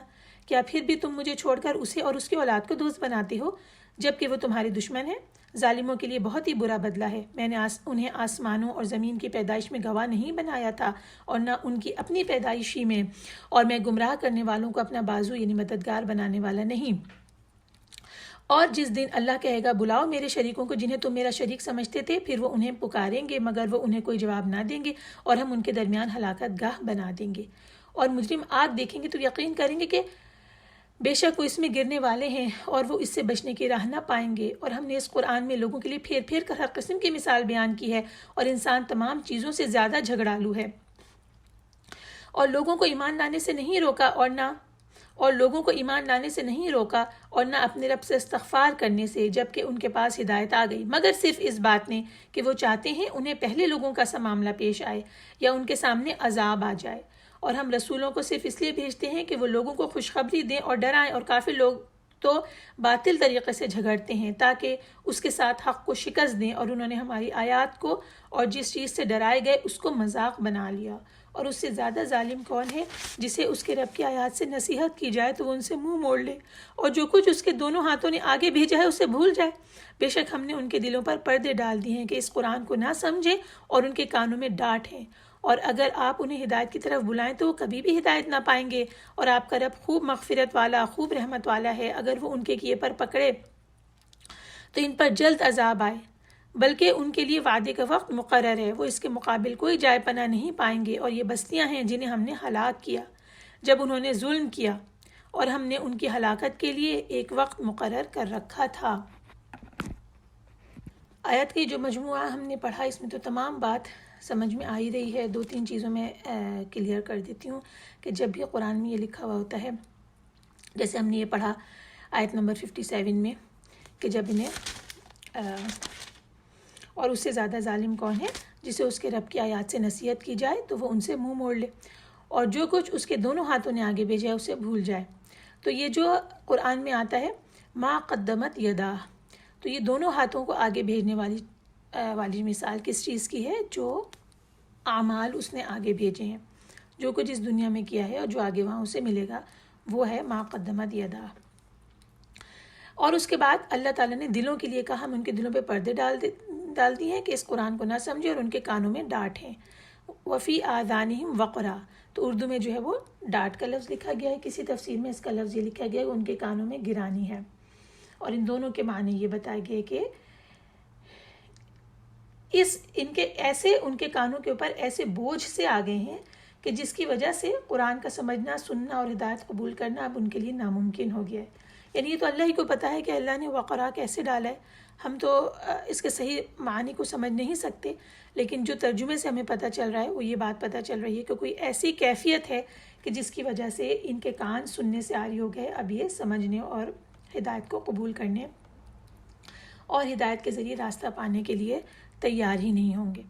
اور یہ آگے نہ آگے، اور اگر آپ انہیں ہدایت کی طرف بلائیں تو وہ کبھی بھی ہدایت نہ پائیں گے. یہ اللہ تعالیٰ نے بتا دیا کہ جب یہ کیفیت ہو جاتی ہے کہ کانوں کے اندر وقرا آ جاتی ہے اور قلوب میں کیا کہا اللہ نے، اکنہ، پردے آ جاتے ہیں، پھر یہ ہے کہ یہ ہدایت نہیں پائیں گے. اللہ تعالیٰ سے ہم دعا کرتے ہیں کہ اللہ تعالیٰ ہمارے کانوں کو، ہمارے دلوں کو ہدایت سننے کے لیے کھلا رکھے، آمین. اس کے بعد ہم جو آگے کی آیات کا مجموعہ پڑھیں گے اس میں موسیٰ علیہ السلام کا قصہ آ رہا ہے. بسم اللہ الرحمن الرحیم. اور جب موسیٰ نے اپنے جوان سے کہا، میں تو چلتا ہی رہوں گا حتیٰ کہ مجمع البحرین یعنی دو دریاؤں کے سنگم پر پہنچ جاؤں، یا میں مدت دراز تک چلتا رہوں گا. پھر جب وہ دونوں دو دریاؤں کے سنگم پر پہنچے تو وہ اپنی مچھلی بھول گئے اور وہ دریا میں سرنگ کا سا راستہ بنا کر چلی گئی. پھر جب وہ دونوں آگے چلے تو اس نے یعنی موسیٰ نے اپنے جوان سے کہا کہ ہمارا ناشتہ ہمارے پاس لاؤ، ہمیں ہمارے اس سفر سے تھکاوٹ ہو گئی ہے. وہ بولا، بھلا آپ نے دیکھا جب ہم چٹان کے پاس ٹھہرے تھے تو میں مچھلی بھول گیا اور مجھے شیطان ہی نے بھلا دیا کہ آپ سے اس کا ذکر کروں. اور وہ عجیب طرح دریا میں راستہ بنا کر چلی گئی. موسیٰ نے کہا، یہی تو ہے جو کچھ ہم چاہتے تھے. پھر وہ اپنے قدموں کے نشانات دیکھتے ہوئے لوٹے. چنانچہ ان دونوں نے ہمارے بندوں میں سے ایک بندے کو پایا، ہم نے اسے اپنی طرف سے رحمت دی تھی اور اپنے پاس سے خاص علم سکھایا تھا. موسیٰ نے اس سے کہا، کیا اس شرط پر میں تیرا اتباع کر سکتا ہوں کہ تو مجھے اس میں سے سکھائے جو تجھے بھلائی سکھائی گئی ہے. یہاں پر ہم رکتے ہیں اور مکمل قصہ شروع ہونے سے پہلے ہم تفسیر پہ نگاہ ڈال لیتے ہیں کہ موسیٰ اور خضر علیہ السلام کا یہ کیا واقعہ ہے. موسیٰ علیہ السلام کو یہ معلوم ہوا کہ مجمع البحرین میں جہاں دو دریا ملتے ہیں اس جگہ پر اللہ تعالیٰ کا ایک ایسا بندہ ہے جس کے پاس وہ علم ہے جو موسیٰ علیہ السلام کے پاس نہیں ہے. تو موسیٰ علیہ السلام نے یہ ارادہ فرمایا کہ میں سفر کر کے ان کی خدمت میں حاضر ہوں گا. اسی لیے انہوں نے اپنے شاگرد جن کا نام یوشع بن نون ہے ان سے یہ کہا کہ میں چلتا ہی رہوں گا جب تک کہ میں اس سے مل نہ لوں، جب تک کہ میں دو دریاؤں کے سنگم کی جگہ پہ نہ پہنچ جاؤں، یہاں جہاں پہ دو دریا مل رہے ہیں. اچھا، یہ جو کہا گیا کہ میں چلتا ہی رہوں گا، او امدی حقوبہ کہ خواہ برسوں چلتا رہوں، اس کے بارے میں لکھ رہے ہیں کہ یہ جو کہا گیا حقوبہ، تو حقوبہ 1 سال کو کہتے ہیں، کسی نے کہا حقوبہ 80 سال کو کہتے ہیں، کسی نے کہا حقوبہ 70 ایئرس کو کہتے ہیں، اور کسی نے یہ کہا کہ حقوبہ ایک زمانے کو کہتے ہیں، یعنی بہت زمانے کا عرصہ، جب تک کہ چلتا رہوں گا میں، جب تک کہ میں دو دریاؤں کے ملنے کی جگہ نہ پہنچ جاؤں. تو یہ کہہ کر وہ نکلے اور وہ نکلے اور اللہ تعالیٰ نے حضرت موسیٰ کو حکم دیا کہ وہ ایک بھنی ہوئی مچھلی بھی اپنے ساتھ لے لیں، اور جہاں مچھلی گم ہو جائے تو اسی جگہ پر انہیں اللہ کا وہ بندہ ملے گا. یہ دونوں چلتے رہے یہاں تک کہ یہ اس جگہ کے اوپر پہنچ گئے، وہاں پر یہ سو گئے، اور پھر مچھلی جو ہے وہ جو یعنی کہ مردہ تھی لیکن اس میں حرکت پیدا ہوئی اور اس کے بعد وہ زندہ ہو گئی اور وہ تھیلی میں سے نکلی اور اس نے چھلانگ لگا دی. جو یوشع بن نون علیہ السلام انہوں نے دیکھ لیا اور مچھلی کے تعاقب میں گئے، اور یہ ایک سرنگ جیسی بنا کر یعنی کہ ٹنل جو ہے اس طرح کی بنا کر یہ پانی میں کسی جگہ پہ چلی گئی. تب انہیں اس بات کا پتہ چلا ان دونوں کو کہ یہی تو وہ مقام تھا، اور اس کے بعد یہ لوگ چلتے ہوئے اس شخص تک پہنچے جن کا نام بتایا جاتا ہے کہ خضر تھا. آیات کی طرف چلتے ہیں. 67 سے ترجمہ آپ کے سامنے پیش کرتی ہوں. موسیٰ نے اس سے کہا، کیا اس شرط پر میں تیرا اتباع کر سکتا ہوں کہ تو مجھے اس میں سے سکھائے جو تجھے بھلائی سکھائی گئی ہے؟ وہ بولا، بے شک تو میرے ساتھ ہرگز صبر نہ کر سکے گا، اور جو چیز تیرے احاطۂ علم ہی میں نہیں تو اس پر صبر کر بھی کیسے سکتا ہے؟ موسیٰ نے کہا، انشاءاللہ تو مجھے صابر پائے گا اور میں کسی حکم میں تیری نافرمانی نہیں کروں گا.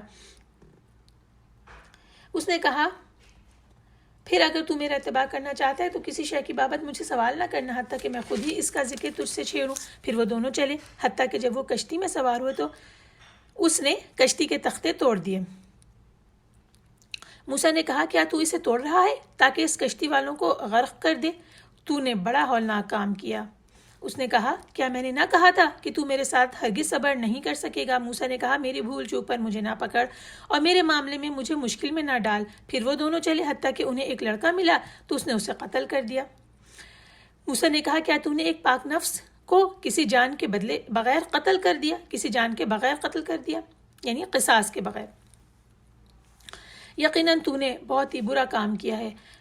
اس نے کہا کیا میں نے تجھ سے نہیں کہا تھا کہ بلا شبہ تو میرے ساتھ ہرگز صبر نہیں کر سکے گا؟ موسیٰ نے کہا اگر اس کے بعد میں تجھ سے کسی چیز کی بابت سوال کروں تو پھر مجھے ہرگز صحبت میں نہ رکھنا، یقیناً میری طرف سے تجھے عذر مل گیا ہے۔ پھر وہ دونوں چلے حتیٰ کہ گاؤں والوں کے پاس پہنچے اور ان سے طعام مانگا تو انہوں نے ان کی ضیافت کرنے سے انکار کر دیا۔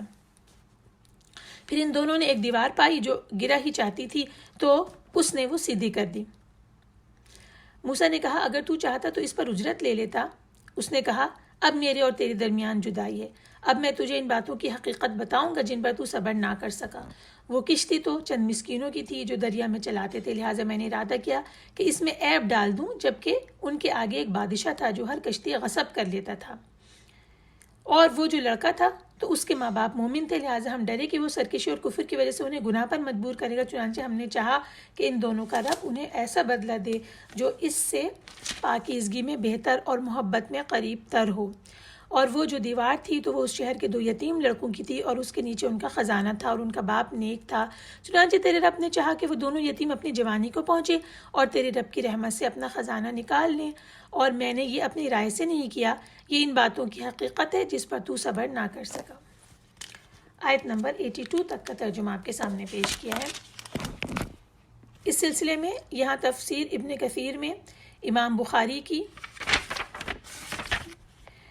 صحیح البخاری حدیث نمبر 4725 اور صحیح مسلم حدیث نمبر 2380، یہ 2 حوالوں کے ساتھ ایک لمبی طویل حدیث ہے، تو یہ میں پوری کی پوری آپ کے سامنے اس کا ترجمہ پیش کر دیتی ہوں، تو اس میں سے بیشتر باتیں یہیں پہ ہمیں سمجھ میں آ جائیں گی، اور اس کے بعد اس قصے کے موٹے موٹے جو نکات ہیں ان کو ہم مطالعہ ان کا کر لیں گے۔ حدیث کے الفاظ شروع ہوتے ہیں، بسم اللہ الرحمن الرحیم۔ ابی ابن کعب بیان کرتے ہیں کہ انہوں نے رسول اللہ صلی اللہ علیہ وسلم کو یہ فرماتے ہوئے سنا۔ ترجمہ: موسیٰ علیہ السلام بنی اسرائیل میں خطبہ دینے کے لیے کھڑے ہوئے تو آپ سے پوچھا گیا کہ لوگوں میں سب سے بڑا عالم کون ہے؟ آپ نے جواب دیا میں۔ تو اس پر اللہ تعالیٰ نے ان کی سرزنش کی کہ انہوں نے علم کی نسبت اللہ تعالیٰ کی طرف کیوں نہ کی۔ اللہ تعالیٰ نے موسیٰ کی طرف وحی کی کہ مجمع البحرین میں میرا ایک بندہ ہے جو تم سے زیادہ علم رکھتا ہے۔ موسیٰ علیہ السلام نے عرض کی کہ یا اللہ میں ان کے پاس کس طرح پہنچ سکتا ہوں؟ اللہ نے فرمایا اپنے ساتھ ایک مچھلی لے لو، اسے تھیلے میں ڈال لو اور جہاں تم مچھلی گم پاؤ وہاں وہ تمہیں مل جائیں گے۔ موسیٰ نے ایک مچھلی پکڑ کر تھیلے میں ڈال لی اور سفر پر روانہ ہو گئے۔ آپ کے شاگرد یوشع بن نون علیہ السلام بھی اس سفر میں آپ کے ہمراہ تھے۔ چلتے چلتے جب ایک پتھر کے پاس پہنچے تو دونوں اس پر سر رکھ کر سو گئے۔ تھیلے میں رکھی ہوئی مچھلی میں حرکت پیدا ہوئی اور وہ تھیلے سے نکل کر دریا میں چلی گئی۔ فاتخذ سبیلہ فی البحر سربا 61 آیت۔ پھر اس نے دریا میں اپنا سرنگ نما راستہ بنا لیا۔ اللہ تعالیٰ نے مچھلی سے پانی کی روانی کو روک لیا اور وہ پانی کی سطح پر تاغ کی طرح تھی۔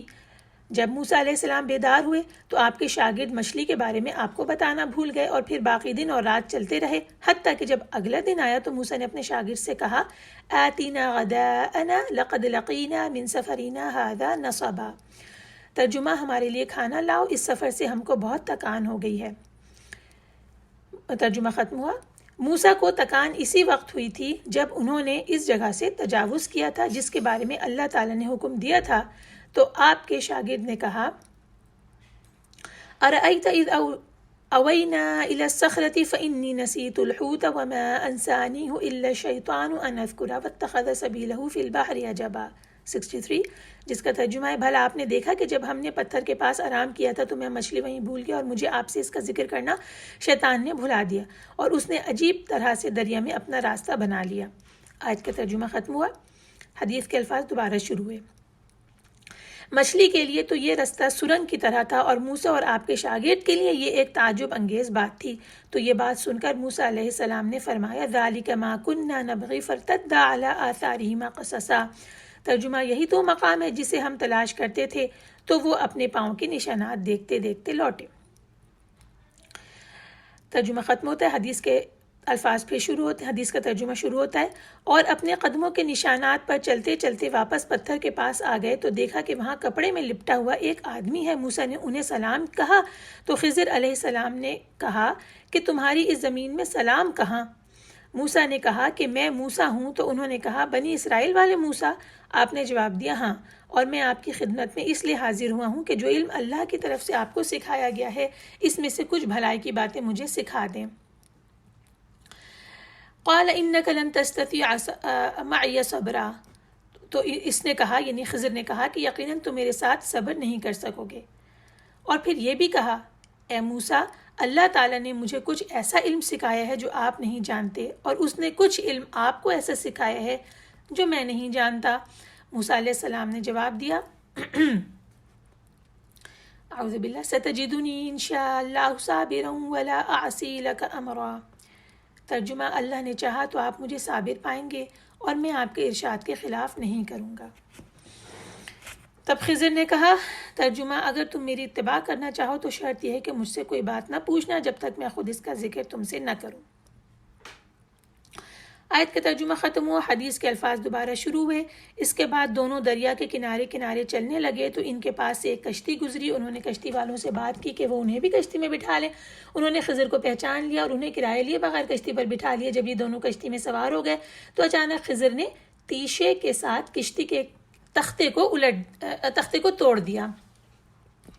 موسیٰ علیہ السلام نے کہا ان لوگوں نے کرایہ لیے بغیر ہمیں اپنی کشتی پر بٹھایا اور ہم پر یہ احسان کیا، مگر آپ نے ان کی کشتی کو اس لیے پھاڑ دیا ہے۔ کس لیے؟ لِتُغْرِقَ أَهْلَهَا لَقَدْ جِئْتَ شَيْئًا إِمْرًا، ترجمہ کہ سواروں کو غرق کر دیں، یہ تو آپ نے بڑی عجیب بات کی۔ اب اس نے یعنی خضر نے کہا ترجمہ کیا میں نے نہیں کہا تھا کہ تم میرے ساتھ صبر نہ کر سکو گے؟ موسیٰ علیہ السلام نے کہا ترجمہ جو بھول مجھ سے ہوئی اس پر مواخذہ نہ کیجیے اور میرے معاملے میں مجھ پر مشکل نہ ڈالیے۔ پھر رسول اللہ صلی اللہ علیہ وسلم یہ فرماتے ہیں کہ موسیٰ علیہ السلام سے یہ پہلی بات واقعی بھول جانے کی وجہ سے سرزد ہو گئی تھی۔ رسول اللہ صلی اللہ علیہ وسلم نے فرمایا ایک چڑیا آئی اور کشتی کے کنارے پر بیٹھ گئی۔ اس نے دریا سے پانی کی ایک چونچ بھری تو خضر نے موسیٰ علیہ السلام سے کہا کہ میرا علم اور آپ کا علم اللہ کے علم کے مقابلے میں اتنا ہے جس قدر کہ اس چڑیا کے چونچ بھرنے سے دریا کے پانی میں کمی ہوئی۔ پھر دونوں کشتی سے باہر نکل کر سمندر کے ساحل پر چلنے لگے تو خضر نے ایک لڑکا دیکھا جو دوسرے لڑکوں کے ساتھ مل کر کھیل رہا تھا۔ خضر نے اس لڑکے کے سر کو پکڑا اور اسے ہاتھ سے کچل کر قتل کر دیا۔ موسیٰ نے فرمایا اقتلت نفسا زکیۃ بغیر نفس لقد جئت شیئا نکرا، ترجمہ آپ نے ایک بے گناہ شخص کو ناحق بغیر قصاص کے مار ڈالا، یہ تو آپ نے بری بات کی۔ اس پر انہوں نے جواب دیا ترجمہ کیا میں نے نہیں کہا تھا کہ تم سے میرے ساتھ صبر نہیں ہو سکے گا؟ اور یہ پہلی سے بھی زیادہ سخت بات تھی۔ پھر حضرت موسیٰ کہتے ہیں ترجمہ اس نے یعنی موسیٰ نے کہا کہ اگر میں اس کے بعد پھر کوئی بات پوچھوں تو مجھے اپنے ساتھ نہ رکھیے گا کہ آپ میری طرف سے عذر کو پہنچ گئے۔ پھر دونوں چلے یہاں تک کہ ایک گاؤں والوں کے پاس پہنچے اور ان سے کھانا طلب کیا۔ انہوں نے ان کی ضیافت کرنے سے انکار کیا۔ پھر انہوں نے وہاں ایک دیوار دیکھی جو جھک کر گرا چاہتی تھی یعنی ایک طرف کو جھک گئی تھی، تو خضر نے اپنے ہاتھ سے اس کو سیدھا کر دیا۔ موسیٰ علیہ السلام نے کہا کہ ہم ان لوگوں کے پاس آئے تھے مگر انہوں نے ہماری ضیافت نہیں کی اور نہ ہمیں کھانا کھلایا۔ اگر آپ چاہتے تو ان سے اس کا معاوضہ لیتے۔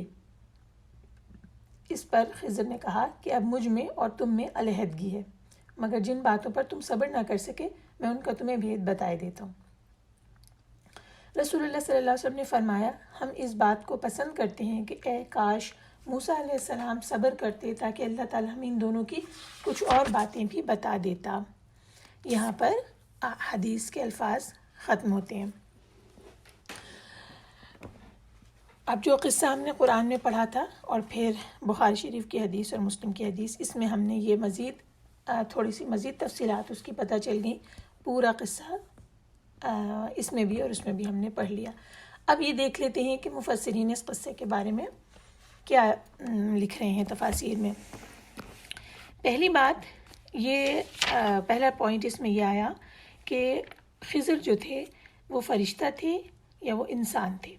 اس بارے میں مختلف آراء آ رہی ہیں اور بس یہی کہنا چاہیے کہ واللہ اعلم بالصواب.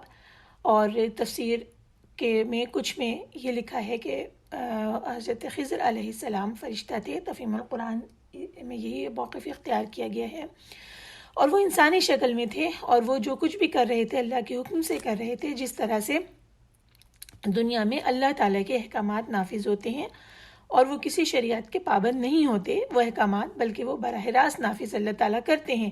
یعنی کہ کسی کو اللہ کا حکم ہوتا ہے اور وہ شخص بیمار ہو جاتا ہے، اللہ کے حکم سے اللہ کا فرشتہ جان قبض کر لیتا ہے اور وہ شخص مر جاتا ہے. کسی شخص کا کاروبار تباہ ہو جاتا ہے، قوموں پر عذاب آتا ہے، اور یہ سب کام جو ہے اللہ تعالیٰ کے حکم سے براہ راست ہوتے ہیں اور یہ فرشتے اللہ کے حکم سے انجام دیتے ہیں. تو اس طرح سے یہ اللہ کے فرشتے تھے جو کہ انسان کی شکل میں تھے اور یہ علم تھا جو اللہ نے انہیں دیا تھا. اور یہ والی آیت جس میں وہ کہتے ہیں کہ میں نے اپنی رائے سے نہیں کیا بلکہ اللہ کے حکم سے کیا، اس کا استدلال یہ لیا گیا کہ وہ فرشتے تھے. اور دوسری طرف یہ کہا گیا کہ حضرت خضر نبی تھے.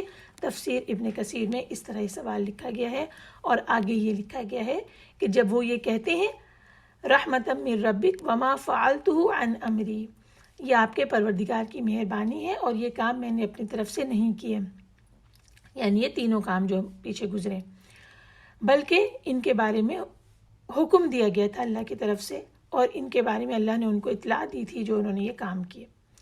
تو وہ پھر یہ کہتے ہیں کہ یہ خضر علیہ السلام اللہ کے نبی تھے، کیونکہ یہاں سورہ کاف میں آیا فوجدا عبدا من عبادنا، انہوں نے ہمارے بندوں میں سے ایک بندہ پایا جس کو ہم نے اپنے یہاں سے رحمت دی تھی اور اپنے پاس سے علم بخشا تھا. تو یہاں یہ لکھا گیا ہے تفسیر ابن کثیر میں کہ یہ خضر کی نبوت کی دلیل ہے اور خضر نبی تھے. تو اور اللہ نے خاص یعنی حکم انہیں اس چیز کے کرنے کا دیا تھا وحی کے ذریعے اور انہوں نے یہ کام کیے تھے. تو ان دونوں باتوں کو بتانے کے بعد ہم آگے بڑھتے ہیں. اللہ تعالیٰ بہتر جانتے ہیں، لیکن یہ بات ہمیں یہاں سمجھ میں آ گئی کہ یہ اللہ تعالیٰ کے حکم سے ان سارے کاموں کا انجام دیا انہوں نے، اور اس میں کیا حکمت تھی یہ انہوں نے خود ہی بتا دی. اس کے اوپر بھی ابھی بات کرتے ہیں. لکھا ہے کہ صحیح بخاری میں حضرت ابو ہریرہ رضی اللہ عنہ سے روایت ہے کہ رسول اللہ صلی اللہ علیہ وسلم نے فرمایا انہیں خضر کے نام سے اس لیے موسوم کیا گیا کہ وہ خشک گھاس پر بیٹھتے تو وہ ان کے نیچے سبز رنگ میں لہلہانے لگتی تھی. یہاں حدیث کے الفاظ ختم ہوتے ہیں. خادارہ خضر جو ہے وہ ہرے اور گرین کو کہتے ہیں. تو یہ ہمیں بات پتہ چلی ان کے لیے خضر کے لیے. اچھا، اب ہم تینوں واقعات کی طرف دوبارہ سے چلتے ہیں کہ پہلے واقعے میں کیا ہوا تھا کہ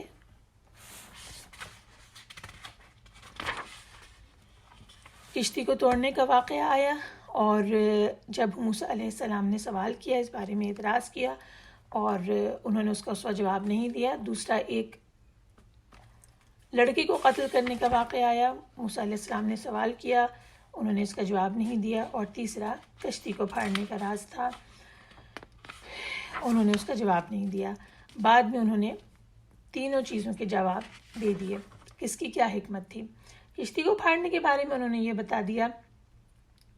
اس کی حکمت یہ تھی، باطنی حکمت یہ تھی کہ ایک ظالم بادشاہ تھا کہ جب یہ لوگ اس بادشاہ تک پہنچیں گے یا اس کے جو کارندے ہیں، اس کے جو لوگ ہیں، ان تک یہ لوگ پہنچیں گے کشتی والے، تو وہ کیا کرے گا کہ ان کی کشتی ان سے چھین لے گا. اس طرح وہ اس کشتی سے ہی یعنی محروم ہو جائیں گے. تو اس وجہ سے انہوں نے کشتی کو عیب دار کر دیا، اس میں سوراخ کر دیا. اب یہ کشتی اچھی نہیں رہی تو لہٰذا وہ جو کارندے ہیں وہ اسے دیکھیں گے اور اس کو ریجیکٹ کر دیں گے، اور یہ غریب بیچارہ مالک اس کشتی کو لے کے واپس آ جائے گا اور یہ چھوٹا سا جو اس کے اندر شگاف پڑا ہے یا اس میں جو نقص ہو گیا ہے، جو خرابی ہے، اس کو تو وہ بعد میں آرام سے صحیح کر سکتا ہے، لیکن اس کی پوری کشتی جو ہے وہ ظالم بادشاہ کے لوگوں سے بچ جائے گی. تو یہ اس میں حکمت تھی. پھر اس کے بعد لڑکے کے قتل میں جو راز تھا وہ یہ تھا کہ لکھا ہوا ہے تفسیر میں کہ اس کے ماں باپ جو تھے وہ مومن تھے، اور یہ لڑکا جو ہے اس سے بہت زیادہ یہ لوگ محبت کرتے تھے۔ یہ بھی ہو سکتا تھا کہ یہ لڑکا جب بڑا ہوتا، کیونکہ یہ تو پتہ تھا، بتا ہی دیا انہوں نے کہ یہ لڑکا بڑا ہونے کے بعد سرکش ہو جائے گا، طغیانہ و کفرا، کہ طغیان بھی کرے گا اور کفر بھی کرے گا، تو لہٰذا یہ بھی ہو سکتا تھا کہ لڑکے کی محبت والدین کو بھی اس راستے کے اوپر لے جاتی، کفر کے راستے کے اوپر لے جاتی، یا اگر ایسا نہ ہوتا تب بھی اس کے بڑے ہونے کے بعد اس کے کفر و طغیان کی وجہ سے یہ بہت زیادہ رنجیدہ ہوتے، غمگین ہوتے۔ یعنی کہ یہ لڑکا اگر زندہ رہتا تو ان کے والدین کے لیے باعث پریشانی اور تباہی اور ہلاکت ہو جاتا یہ لڑکا۔ اس وقت اس کی جو موت واقع ہو گئی اور بعد میں اللہ تعالیٰ نے انہیں صالح اولاد بھی عطا کی، اس وقت یہ معاملہ ان کے لیے ناپسندیدہ ہو گیا والدین کے لیے، لیکن بعد میں ان کے لیے اس میں بھلائی واضح ہو گئی، جو کہ انہیں کبھی پتہ نہیں چلے گی، کیونکہ کسی کو کیسے پتہ چل سکتا تھا کہ اس کا بچہ بعد میں بڑے ہونے کے بعد کافر بنتا۔ اس واقعے سے مومن کو یہ بات پتہ چلتی ہے، اس کے پڑھنے والے کو یہ بات پتہ چلتی ہے کہ اللہ تعالیٰ جو فیصلہ مومن کے حق میں کرے وہ ضرور اس کے حق میں بھلائی ہی کا فیصلہ ہوگا، بے شک اسے اس وقت وہ ناپسندیدہ لگے وہ فیصلہ۔ صحیح حدیث میں ہے ترجمہ، اللہ تعالیٰ مومن کے لیے جو فیصلہ بھی فرمائے وہ اس کے لیے بہتر ہے۔ حدیث کے الفاظ ختم ہوئے، اور اسی طرح سے اللہ تعالیٰ کا ارشاد سورہ بقرہ میں ہم نے پڑھ لیا تھا، وَعَسَىٰ أَن تَكْرَهُوا شَيْئًا وَهُوَ خَيْرٌ لَكُمْ، اور ہو سکتا ہے کہ ایک چیز تم کو بری لگے اور وہ تمہارے حق میں بھلی ہو۔ یہ دوسرا واقعہ ہو گیا۔ اس کے بعد جو اجرت والی دیوار تھی کہ انہوں نے دیوار کو سیدھا کر دیا، حالانکہ گاؤں کے لوگوں نے ان کو کھانا پینا بھی نہیں دیا تھا، اپنے پاس ٹھہرایا بھی نہیں تھا، پھر بھی انہوں نے کر دیا۔ بعد میں انہوں نے یہ والی بات بتا دی کہ جو باپ ہے ایک نیک آدمی تھا، اور اس کے بعد باپ کا انتقال ہو گیا تھا اور اس کی اولاد موجود تھی، اور یہ اس دیوار کے نیچے ایک خزانہ دفن تھا جو باپ نے چھوڑا ہوا تھا۔ تو اللہ تعالیٰ نے کس طرح سے ان یتیموں کی حفاظت کی جن کا باپ نہیں تھا، اور اللہ تعالیٰ نے اولاد کو بھی یعنی اس کے مال کی بھی حفاظت کی اللہ تعالیٰ نے۔ یہاں پر ایک روایت بیان کی گئی، سعید بن جبیر نے حضرت ابن عباس سے روایت کیا ہے کہ ان کے باپ کی نیکی کی وجہ سے ان کے مال کی حفاظت کی گئی۔ یعنی اس میں حکمت یہ بات پتہ چلی کہ باپ نیک آدمی تھا اور اللہ تعالیٰ نے ان بچوں کی مستقبل کو کس طرح سے محفوظ کر دیا۔ بعض اوقات انسان یہ بات سوچتا ہے کہ میرے بعد میرے بچوں کا کیا ہوگا، تو اصل چیز کیا ہے کہ اپنی نیکی اپنے رب کے ساتھ اپنے جو معاملات ہیں انہیں درست رکھے، اس کے اس دنیا سے جانے کے بعد، کسی بھی مومن کے اس دنیا سے جانے کے بعد جو معاملات ہیں اس کا اللہ تعالیٰ نگران ہے، اور اللہ پہ بھروسہ کرے۔ یہاں جو آیا کہ آپ کے پروردگار نے چاہا کہ وہ اپنی جوانی کو پہنچ جائے اور پھر اپنا خزانہ نکالیں، تو یہاں پر ارادے کی نسبت اللہ تعالیٰ کی طرف کی گئی ہے کہ اللہ تعالیٰ نے یہ چاہا، پروردگار نے یہ چاہا کہ وہ جوانی تک پہنچا دیں، اور یہ حضرت خضر نے اپنی طرف نہیں نسبت کی کہ میں نے یہ چاہا، نہیں، کیونکہ حکم اللہ کا تھا، تو اللہ نے یہ چاہا کہ انہیں جوانی تک پہنچا دے، لہٰذا اللہ نے یہ حکم دیا کہ تم اس دیوار کو صحیح کر دو۔ اور اب اس قصے کے اختتام پر 2 سائیڈ پوائنٹس ہیں، وہ بھی ضرور آپ کے سامنے بیان کرتی ہوں، بہت اہم ہیں، تفسیر میں لکھے گئے ہیں۔ کہ ایک بات تو یہ کہ وحی کا، نبوت کا سلسلہ ختم ہو گیا، رسول اللہ صلی اللہ علیہ وسلم ہمیں سب کچھ دے کر اس دنیا سے چلے گئے، اور ہمارے پاس شریعت پوری کی پوری موجود ہے قرآن اور سنہ کی صورت میں۔ اب اس کے بعد کوئی شخص اگر اس قسم کا دعویٰ کرتا ہے کہ اللہ نے تو مجھے یہ براہ راست حکم دیا ہے، تو وہ بالکل بھی صحیح اور قابل تسلیم نہیں ہوگا۔ حضرت خضر جو ہیں ان کا معاملہ قرآنی نص سے ثابت ہے، اس کا ہم اقرار کرتے ہیں، لیکن انبیاء کے سلسلے کے ختم ہو جانے کے بعد اب اگر کوئی شخص ایسا کوئی دعویٰ کرے، کوئی ایسا عمل کرے اور یہ کہے کہ یہ عمل جو ہے وہ شریعت کے خلاف ہے، لیکن میں نے تو اس وجہ سے کیا کیونکہ اللہ تعالیٰ نے مجھے براہ راست حکم دیا، تو ہم اس کا انکار کریں گے، کیونکہ ہمارے پاس جو یقینی ذریعہ علم تھا وہ قرآن و سنت کی صورت میں موجود، اس سے باہر اب کوئی ایسا علم ہمارے پاس نہیں ہے جس کو کہ ہم دلیل بنائیں، قرآن و حدیث کی سامنے اسے دلیل بنائیں، تو ہمارے پاس جو دلیل ہے وہ قرآن اور سننا ہی ہے۔ ایک تو یہ بات آ گئی۔ دوسری بات یہ آ گئی کہ کچھ لوگ یہ خیال کرتے ہیں کہ خضر جو ہیں وہ کوئی ان کو حیات جاویدہ ملی ہوئی تھی، جیسے کہ حیات خضر بھی محاورتاً مشہور کر دیا گیا۔ مطلب اس کا یہ ہے کہ کچھ لوگ یہ سمجھتے ہیں کہ خضر ہمیشہ زندہ ہے، اور وہ لوگ یہ کہتے ہیں کہ ہماری ملاقات ہوئی اور وہ شخص جو ہے وہ تو ہو سکتا ہے کہ وہ خضر ہو، وہ قیامت تک زندہ رہے گا وغیرہ وغیرہ۔ کوئی کہتے ہیں کہ ہم حالت بیداری میں اس سے ملے ہیں، کوئی کہتے ہیں کہ ہمیں نیند میں یعنی کہ خواب میں خضر سے ملاقات ہماری ہوئی ہے۔ بہرحال یہ سب باتیں انہوں نے لکھا ہے کہ سب یہ فریب اور دھوکہ اور اس قسم کی چیزیں ہیں، اور ایسی کوئی بات ہمیں شریعت میں نہیں ملتی کہ وہ انہیں کوئی حیات جاویدہ ملی ہوئی تھی۔ آیات کا اگلا مجموعہ 83 سے 103 تک جاتا ہے۔ میں ترجمہ پیش کر رہی ہوں۔ بسم اللہ الرحمن الرحیم۔ اور یہ لوگ آپ سے ذوالقرنین کے متعلق پوچھتے ہیں، آپ کہہ دیجئے ان قریب میں اس کا کچھ ذکر تمہارے سامنے تلاوت کروں گا۔ بے شک ہم نے اسے زمین میں اقتدار دیا تھا اور اسے ہر چیز کے اسباب دیے تھے، چنانچہ وہ ایک مہم کے پیچھے لگا حتیٰ کہ وہ غروب آفتاب کی جگہ پہنچا۔ اس نے اسے پایا کہ وہ ایک دلدلی ندی میں غروب ہو رہا ہے، اور اس کے پاس ایک قوم پائی۔ ہم نے کہا اے ذوالقرنین تجھے اختیار ہے، خواہ تو انہیں سزا دے خواہ ان سے اچھا برتاؤ کرے۔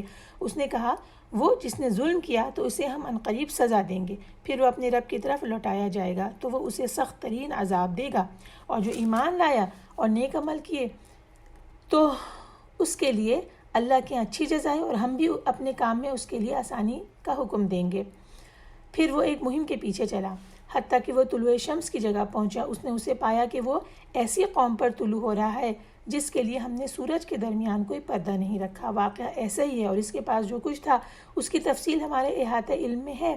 پھر وہ ایک مہم کے پیچھے لگا حتیٰ کہ وہ دو دیواروں کے درمیان پہنچا تو اس نے ان دونوں کی طرف ایک قوم پائی کہ لگتا تھا کہ وہ کوئی بات سمجھتے ایک قوم پائی کہ لگتا نہیں تھا کہ وہ کوئی بات سمجھتے ہوں۔ وہ کہنے لگے اے ذوالقرنین بے شک یاجوج اور ماجوج اس سرزمین میں فساد مچائے رکھتے ہیں، تو کیا ہم تیرے لیے کچھ مال اکٹھا کریں کہ تو ہمارے اور ان کے درمیان ایک دیوار بنا دے؟ اس نے کہا میرے رب نے مجھے اس میں جو قدرت دی ہے بہت بہتر ہے، چنانچہ تم میری افرادی قوت سے مدد کرو تو میں تمہارے اور ان کے درمیان ایک مضبوط بند بنا دوں گا۔ تم مجھے لوہے کے تختے لا دو۔ حتیٰ کہ جب اس نے دونوں پہاڑوں کے درمیان خلا کو برابر کر دیا تو کہا اب اس میں دھونکو۔ حتیٰ کہ جب اس نے اسے آگ جیسا بنا دیا تو کہا میرے پاس پگھلا تانبا لاؤ کہ اس پر ڈال دوں۔ پھر وہ یاجوج ماجوج استطاعت نہ رکھتے تھے کہ اس پر چڑھ جائیں، اور نہ یہ استطاعت رکھتے تھے کہ اس میں نقب لگائیں۔ ذوالقرنین نے کہا یہ میرے رب کی رحمت ہے، پھر جب میرے رب کا وعدہ آ جائے گا تو وہ اسے ہموار کر دے گا، اور میرے رب کا وعدہ حق ہے، اور اس روز ہم ان کے کچھ کو چھوڑ دیں گے، وہ ایک دوسرے سے گڈ مڈ ہو جائیں گے اور سور پھونکا جائے گا، پھر ہم ان سب کو جمع کریں گے، اور اس دن ہم جہنم کو کافروں کے روبرو لے آئیں گے جن کی آنکھیں میری یاد سے پردے میں تھیں اور وہ سننے کی استطاعت نہ رکھتے تھے۔ کیا کافروں نے یہ سمجھ رکھا ہے کہ وہ مجھے چھوڑ کر میرے بندوں کو حمایتی بنا لیں گے؟ بے شک ہم نے کافروں کی مہمانی کے لیے جہنم تیار کیا ہے۔ ان آیات کے مجموعے کی تشریح کی طرف چلتے ہیں، اور سب سے پہلے یہ دیکھتے ہیں کہ ذوالقرنین کون ہیں، اور یہ جو مشرکین رسول اللہ صلی اللہ علیہ وسلم سے سوال آ کے پوچھ رہے ہیں، ان سوالوں میں سے ایک سوال جس میں خاص کر اسلام کے ساتھ خاص کر یہ بات پوچھی گئی کہ آپ سے زمین میں بہت سفر کرنے والے آدمی کے بارے میں پوچھو۔ تو یہ بہت سفر کرنے والا آدمی ہے جس کا کہ نام ہمیں قرآن میں ذوالقرنین ملتا ہے۔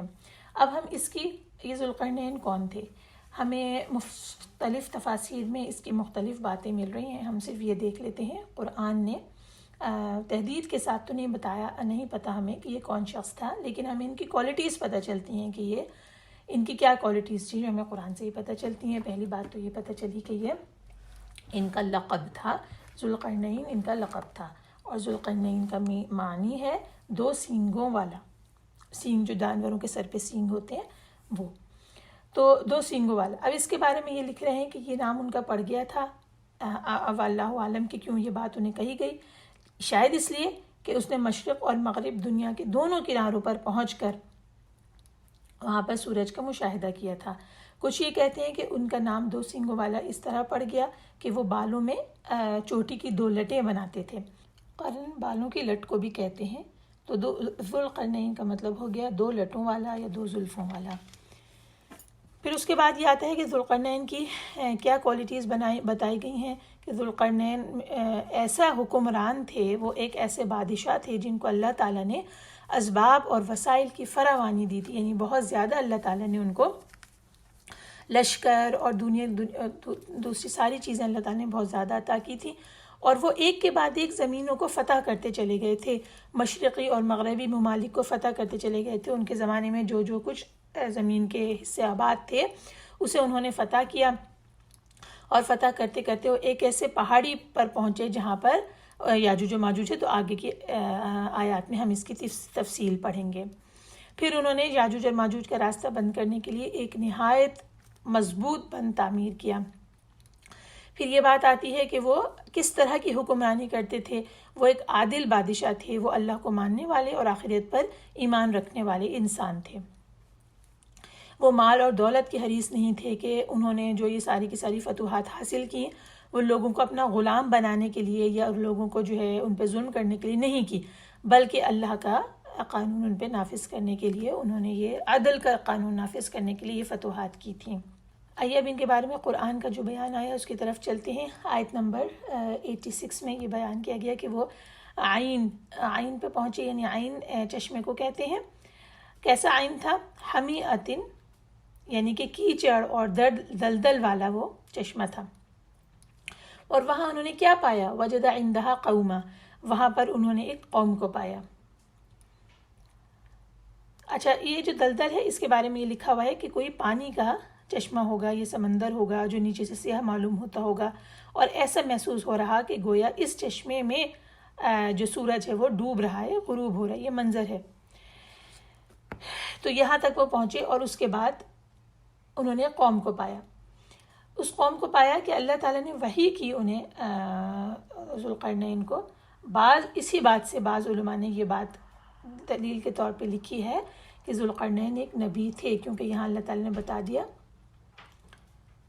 قُلْنَا يَا ذَا الْقَرْنَيْنِ إِمَّا تُعَذِّبَ وَإِمَّا أَن تَتَّخِذَ فِيهِمْ حُسْنًا۔ ہم نے یہ کہا کہ اے ذوالقرنین، یہ اللہ تعالیٰ اپنی طرف اس بات کو کہہ رہے ہیں کہ ہم نے کہا، لہٰذا یہ لگ رہا ہے کہ یہ بذریعہ وحی کہی گئی ہے، لہٰذا اس سے استدلال کیا کہ وہ نبی تھے۔ بہرکیف ہمیں اس کا علم نہیں ہے اللہ تعالیٰ نے کیا کہا، ہم یہ دیکھ لیتے ہیں۔ اللہ تعالیٰ نے کہا کہ آپ اگر ان کو اختیار دے دیا اللہ تعالیٰ نے، کہ اس قوم کے اوپر اختیار دے دیا، غلبہ دے دیا کہ جو چاہیں وہ اس قوم کے ساتھ کریں، یا تو قیدی بنائیں یا فدیہ لیں یا قتل کریں یا احسان کر کے چھوڑ دیں۔ یہ اللہ نے ان کو اختیار دیا، تو پھر وہ یہ جواب دے رہی ہیں کہ ان میں سے جو کفر اور شرک پہ جمع رہے گا، جو ظلم کرے گا تو اس کو سزا دیں گے، اور جو ایمان لے آئے گا اور عمل صالح کرے گا تو اس کے اوپر ہم آسانی کا حکم دیں گے، اس کے ساتھ ہم بھی بھلائی کریں گے۔ یہ والی بات آ گئی۔ اس کے بعد پھر وہ ایک اور سمت میں چلے، اب مغرب سے مشرق کی طرف یہ جا رہے ہیں، سمت اختیار کر رہے ہیں، اور ایک راہ ثم اتبع سببا، پھر وہ ایک راہ کے پیچھے لگا، حتی اذا بلغ مطلع الشمس وجدها تطلع۔ اب یہ طلوع آفتاب کی بات ہو رہی ہے، یعنی کہ سورج طلوع ہو رہا ہے، یعنی ایک ایسی جگہ پہنچ گئے جو مشرقی جانب کی آخری آبادی تھی، اس کو مطلع الشمس کہا گیا۔ پھر انہوں نے ایک ایسی قوم دیکھی جو مکانوں میں رہنے کے بجائے میدانوں اور صحراؤں میں رہتی تھی، اور ان کے اور سورج کے درمیان کوئی پردہ اور اوٹ نہیں تھی، یعنی کہ سورج براہ راست ان کے اوپر طلوع ہوتا تھا۔ ان کے بارے میں کوئی تفصیل نہیں ہے۔ اگلی آیت میں 92 میں یہ آ رہا ہے ثم اتبع سببا، پھر وہ ایک سفر پر نکلا۔ اب اس سفر کے بارے میں ڈیٹیل آ رہی ہے، یعنی کسی اور رخ کی طرف نکل گئے وہ۔ اب یہ کہاں پہ پہنچے؟ پہاڑی جگہ کے اوپر، جن کے درمیان میں ایک کھائی تھی، وادی تھی، اور جن سے یاجوج اور ماجوج آبادی میں آ جاتے تھے، اور پھر وہ بہت ادھم مچاتے تھے، قتل و غارت کری کرتے تھے، لوگوں کو تنگ کرتے تھے۔ یہ ایسی قوم تھی جن کے پاس یاجوج ماجوج آ کے جنہیں تنگ کیا کرتے تھے کہ یہ اپنی زبان کے سوا کسی اور کی زبان نہیں سمجھتے تھے۔ اب ان سے کس طرح کمیونیکیشن ہوئی یہ ہمیں نہیں پتا، قرآن میں اس کی کوئی تخصیص نہیں کی گئی ہے۔ لکھا ہے کہ یا تو ذوالقرنین نے جو ان سے خطاب کیا وہ کسی ترجمان کے ذریعے کیا ہوگا جسے بات ان کی سمجھ میں آ رہی ہے، یا اللہ تعالیٰ نے ذوالقرنین کو خصوصی اسباب اور وسائل جو مہیا کیے تھے تو عین ممکن ہے کہ انہیں زبانوں کا علم بھی ان کے پاس ہو اور انہوں نے براہ راست خطاب کیا ہو، اس بارے میں ہمیں کچھ تفصیل نہیں پتہ۔ لیکن بہرحال اس قوم نے ان سے کہا کہ اے ذوالقرنین، یہ یاجوج اور ماجوج بڑے فسادی لوگ ہیں، اور ان سے یہ ریکویسٹ کی کہ یہ ان کے اور ہمارے درمیان کچھ ہماری مدد کریں ان کے خلاف۔ تو یہ یاجوج ماجوج کے بارے میں سب سے پہلے ہم پڑھ لیتے ہیں کہ یہ کون ہیں۔ صحیح حدیث کے مطابق یہ نسل انسانی ہی میں سے ہیں، یعنی یہ انسان ہی ہیں، اور ان کی تعداد دوسری انسانی نسلوں کے مقابلے میں زیادہ ہے، یعنی ہم لوگ جتنے زمین میں بس رہے ہیں ہم سے یہ زیادہ ہیں تعداد میں، اور اللہ تعالیٰ ان سے جہنم کو بھر دے گا۔ استغفر اللہ العظیم۔ اس کے بارے میں ہم تفصیل ابھی پڑھیں گے، پہلے ہم دیکھتے ہیں کہ انہوں نے بند کس طرح بنایا۔ پھر انہوں نے یہ کہا کہ آپ ہمارے ان کے درمیان ایک دیوار بنا دیں۔ پھر ذوالقرنین جو تھے، یہ جو بین الصدفین ہے یعنی دونوں پہاڑوں کے سروں کے درمیان میں جو جگہ خالی تھی اس کو انہوں نے لوہے کی چادروں سے پورا پور کر دیا۔ اس میں کیا کیا چیزیں ڈلی ہیں؟ قطرن یعنی پگھلا ہوا سیسا یا لوہا یا تانبا، یعنی وہ میٹل جو ہے پگھلا کے ڈالا، لوہے کی چادروں کو خوب گرم کیا، اور پھر اس کے بعد وہ انہوں نے اس پہاڑی راستے کو بالکل دیوار بنا دی اور ایسا مضبوط کر دیا کہ اس کے اوپر سے چڑھ کر یا اسے توڑ کر یاجوج ماجوج انسانی آبادی میں نہیں آ سکتے، ناممکن ہو گیا۔ یہ دیوار اگرچہ بہت مضبوط بنا دی گئی تھی جس کے اوپر چڑھ کر یا اس میں سوراخ کر کے یاجوج ماجوج ادھر نہیں آ سکتے، لیکن یہ بھی آگے بتا دیا کہ جب میرے رب کا وعدہ آ جائے گا تو وہ اسے ریزہ ریزہ کر کے زمین کے برابر کر دے گا، اور اس وعدے سے مراد قیامت کے قریب یاجوج ماجوج کا ظہور ہے۔ آئیے اس بارے ہم حدیث پڑھتے ہیں۔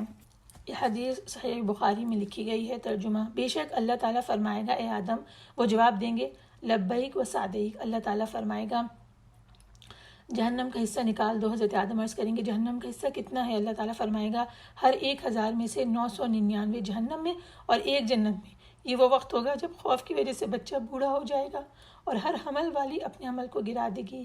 آپ صلی اللہ علیہ وسلم نے فرمایا تم میں 2 امتیں ایسی ہیں کہ جس چیز سے بھی مقابلہ کیا جائے تو ان کی تعداد زیادہ ہے، اور وہ ہیں یاجوج اور ماجوج۔ یہاں حدیث کے الفاظ ختم ہوتے ہیں۔ سورہ الانبیاء میں آیت نمبر 96 اور 97 میں یہ بات آتی ہے۔ ترجمہ: جب یاجوج ماجوج کھول دیے جائیں گے تو وہ ہر بلندی سے دوڑتے ہوئے آئیں گے، اس وقت سچا وعدہ یعنی قیامت پورا ہونے کا وقت آ پہنچے گا۔ اس وقت ان لوگوں کے دیتے پھٹے کے پھٹے رہ جائیں گے جنہوں نے کفر کیا تھا، کہیں گے ہائے ہماری کم بختی، ہم اس چیز کی طرف سے غفلت میں پڑے ہوئے تھے بلکہ ہم واقعی خطا کار تھے۔ یہ قرآن کی دوسرے مقام پر یاجوج ماجوج کا ذکر پڑھا۔ اب میں حدیث آپ کے سامنے پیش کرتی ہوں باب فتن میں سے، کتاب الفتن، باب فتنۃ الدجال و خروج عیسیٰ بن مریم و خروج یاجوج ماجوج۔ یہ حدیث کے الفاظ آپ کے سامنے پیش کرتی ہوں۔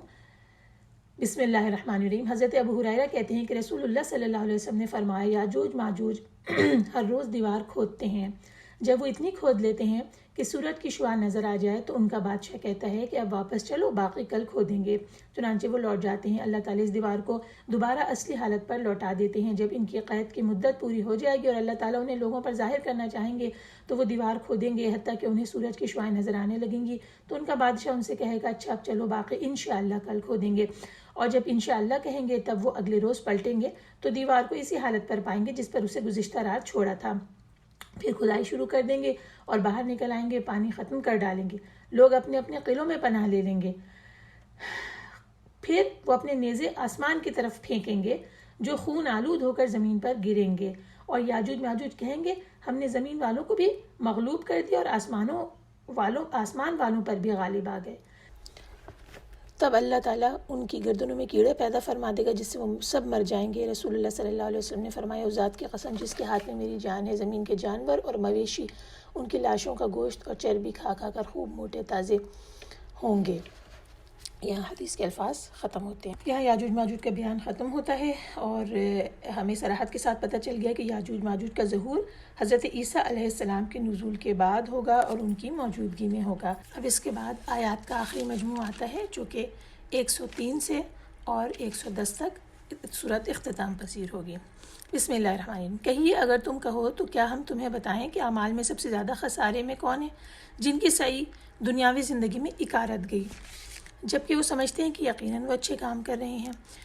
وہی ہیں جنہوں نے اپنے رب کی آیات اور اس کی ملاقات کا انکار کیا، چنانچہ ان کے اعمال برباد ہو گئے، لہٰذا یوم قیامت ہم ان کے لیے کوئی وزن قائم نہیں کریں گے، یہ ہے ان کی سزا جہنم، اس لیے کہ انہوں نے کفر کیا اور میری آیات اور میرے رسولوں کو ٹھٹھا بنا لیا۔ بلا شبہ جو لوگ ایمان لائے اور انہوں نے نیک عمل کیے، ان کی مہمانی کے لیے باغات فردوس ہیں، وہ ان میں ہمیشہ رہیں گے، وہاں سے جگہ بدلنا نہیں چاہیں گے۔ کہہ دیجئے اگر میرے رب کی باتوں کے لکھنے کے لیے سمندر سیاہی بن جائے تو میرے رب کی باتیں ختم ہونے سے پہلے سمندر ختم ہو جائے گا، اگرچہ ہم اس کے مثل اور سمندر مدد کو لے آئیں۔ اے نبی کہہ دیجئے میں تو بس تمہاری طرح بشر ہوں، میری طرف وحی آتی ہے کہ تمہارا الہ صرف ایک الہ ہے، پھر جو شخص اپنے رب سے ملاقات کی امید رکھتا ہو تو چاہیے کہ نیک عمل کرے اور اپنے رب کی عبادت میں کسی کو شریک نہ کرے۔